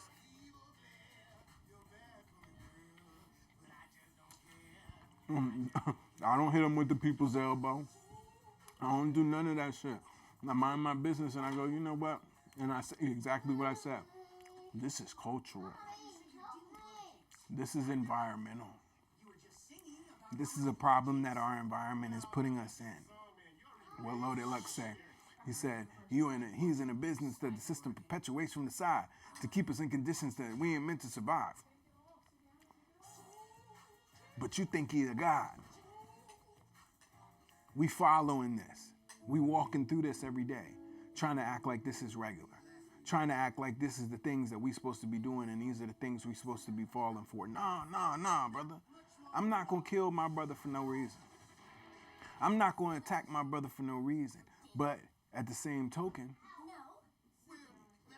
do you see these cultures, these other cultures that we see around us, letting people go that do fuck shit? No. They check it. They check it. The only culture that I see that don't check shit and promotes being a fuck nigga is the United States of America. Those are the people that let go, that they let go. They let go to people that they think is supposed to be there. That they think are people that are, businessman, because he's a good businessman. All that fuck shit, we supposed to look past it, because he's a good businessman. He feeds people. And some of these niggas don't even be feeding people. Their employees be starving and shit, don't do nothing for them, their employees. They don't do nothing for their employees. And that. So what are we saying? Oh, he's a good businessman. Couldn't have been him. He's a good businessman. He couldn't. All I ever seen from him was with the politician face.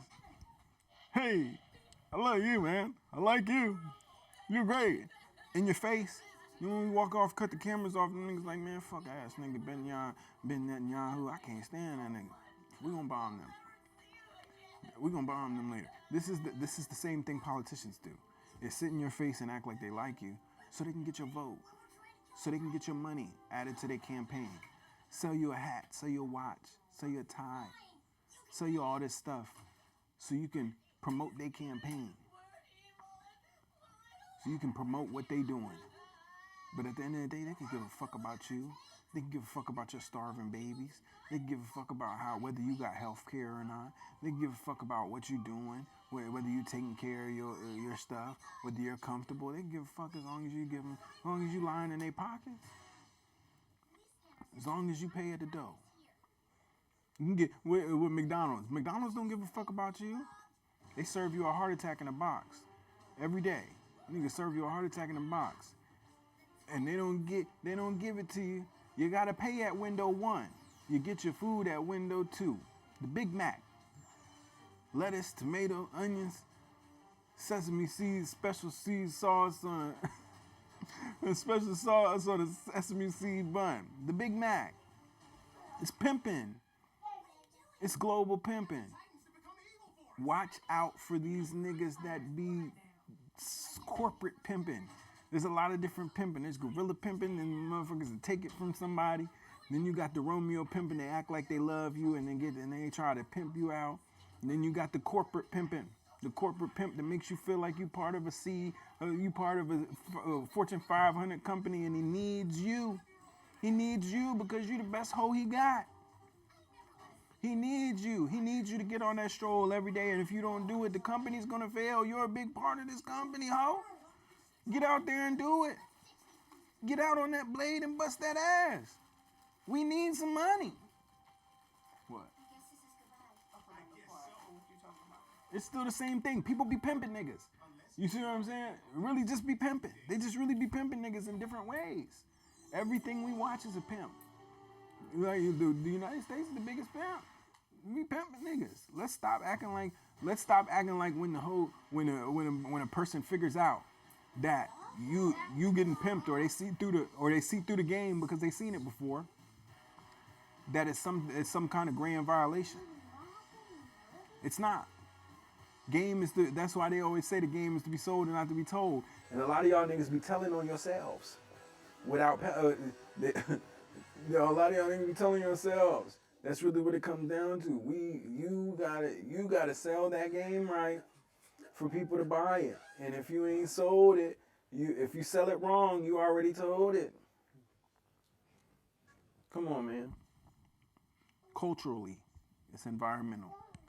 You got to stop falling into environmental triggers. You got to stop letting your environment dictate who you are as a person.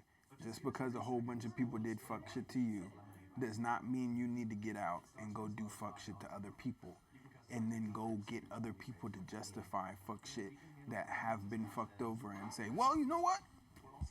I got fucked over just like that. I ain't cry. Can you imagine Cassie on the stand saying, well, you know what? All the other victims, I feel sorry for you, but I got the same thing happened to me. So why shouldn't it happen to you? It should happen to you. They would have looked at her like she was crazy. Look at her like she was crazy. What? Hold on. Are you advocating for people being taken advantage of, lady? Sir, are you advocating for people being taken advantage of? No, I'll never advocate for that. That's not something I advocate for. I'm not an advocate for that.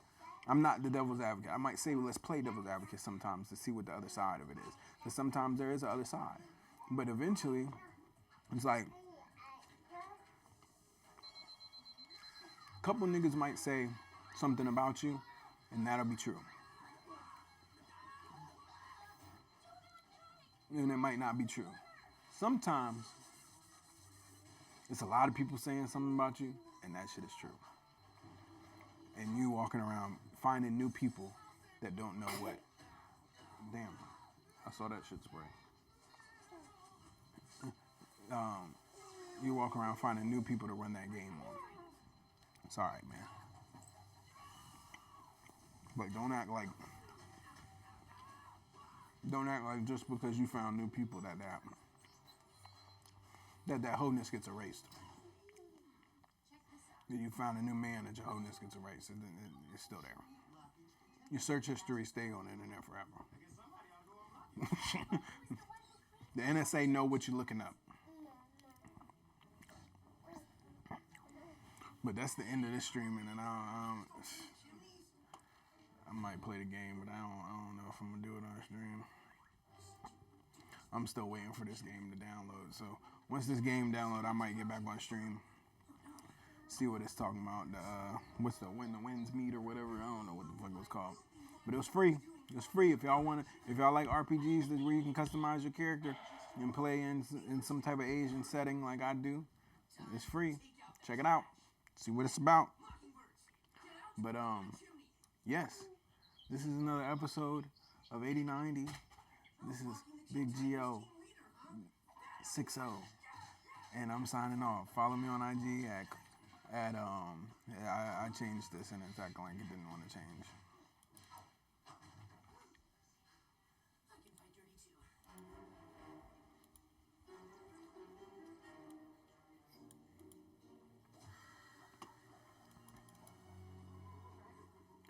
Follow me on IG at Big BIG G _O_D_ 60 on Twitter at Big G _O_D 60 YouTube at G-O-D 60 CMS on YouTube.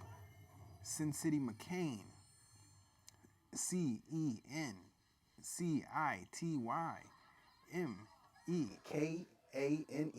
on TikTok. Kush McCain Selassie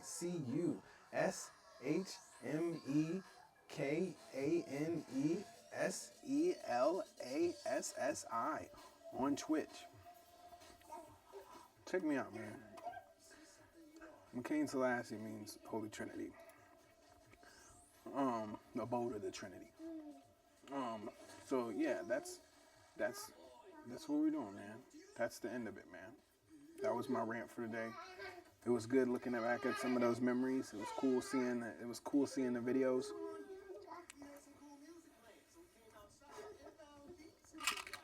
It's a lot of stuff that just don't need to be going on just because people don't see that. This is what the system wants. It's what the system wants. This is what the world wants. It's people arguing over stupid shit that don't really matter at the end of the day. That in 20 years, we're going to look at all this stuff and go, damn, I probably shouldn't have did them like that. And now I'm isolated from people that really probably wanted to see me win because I thought that it was more in my favor right now, in the moment, in momentary thinking, to undercut somebody or gossip about them or do all this other shit that don't make sense.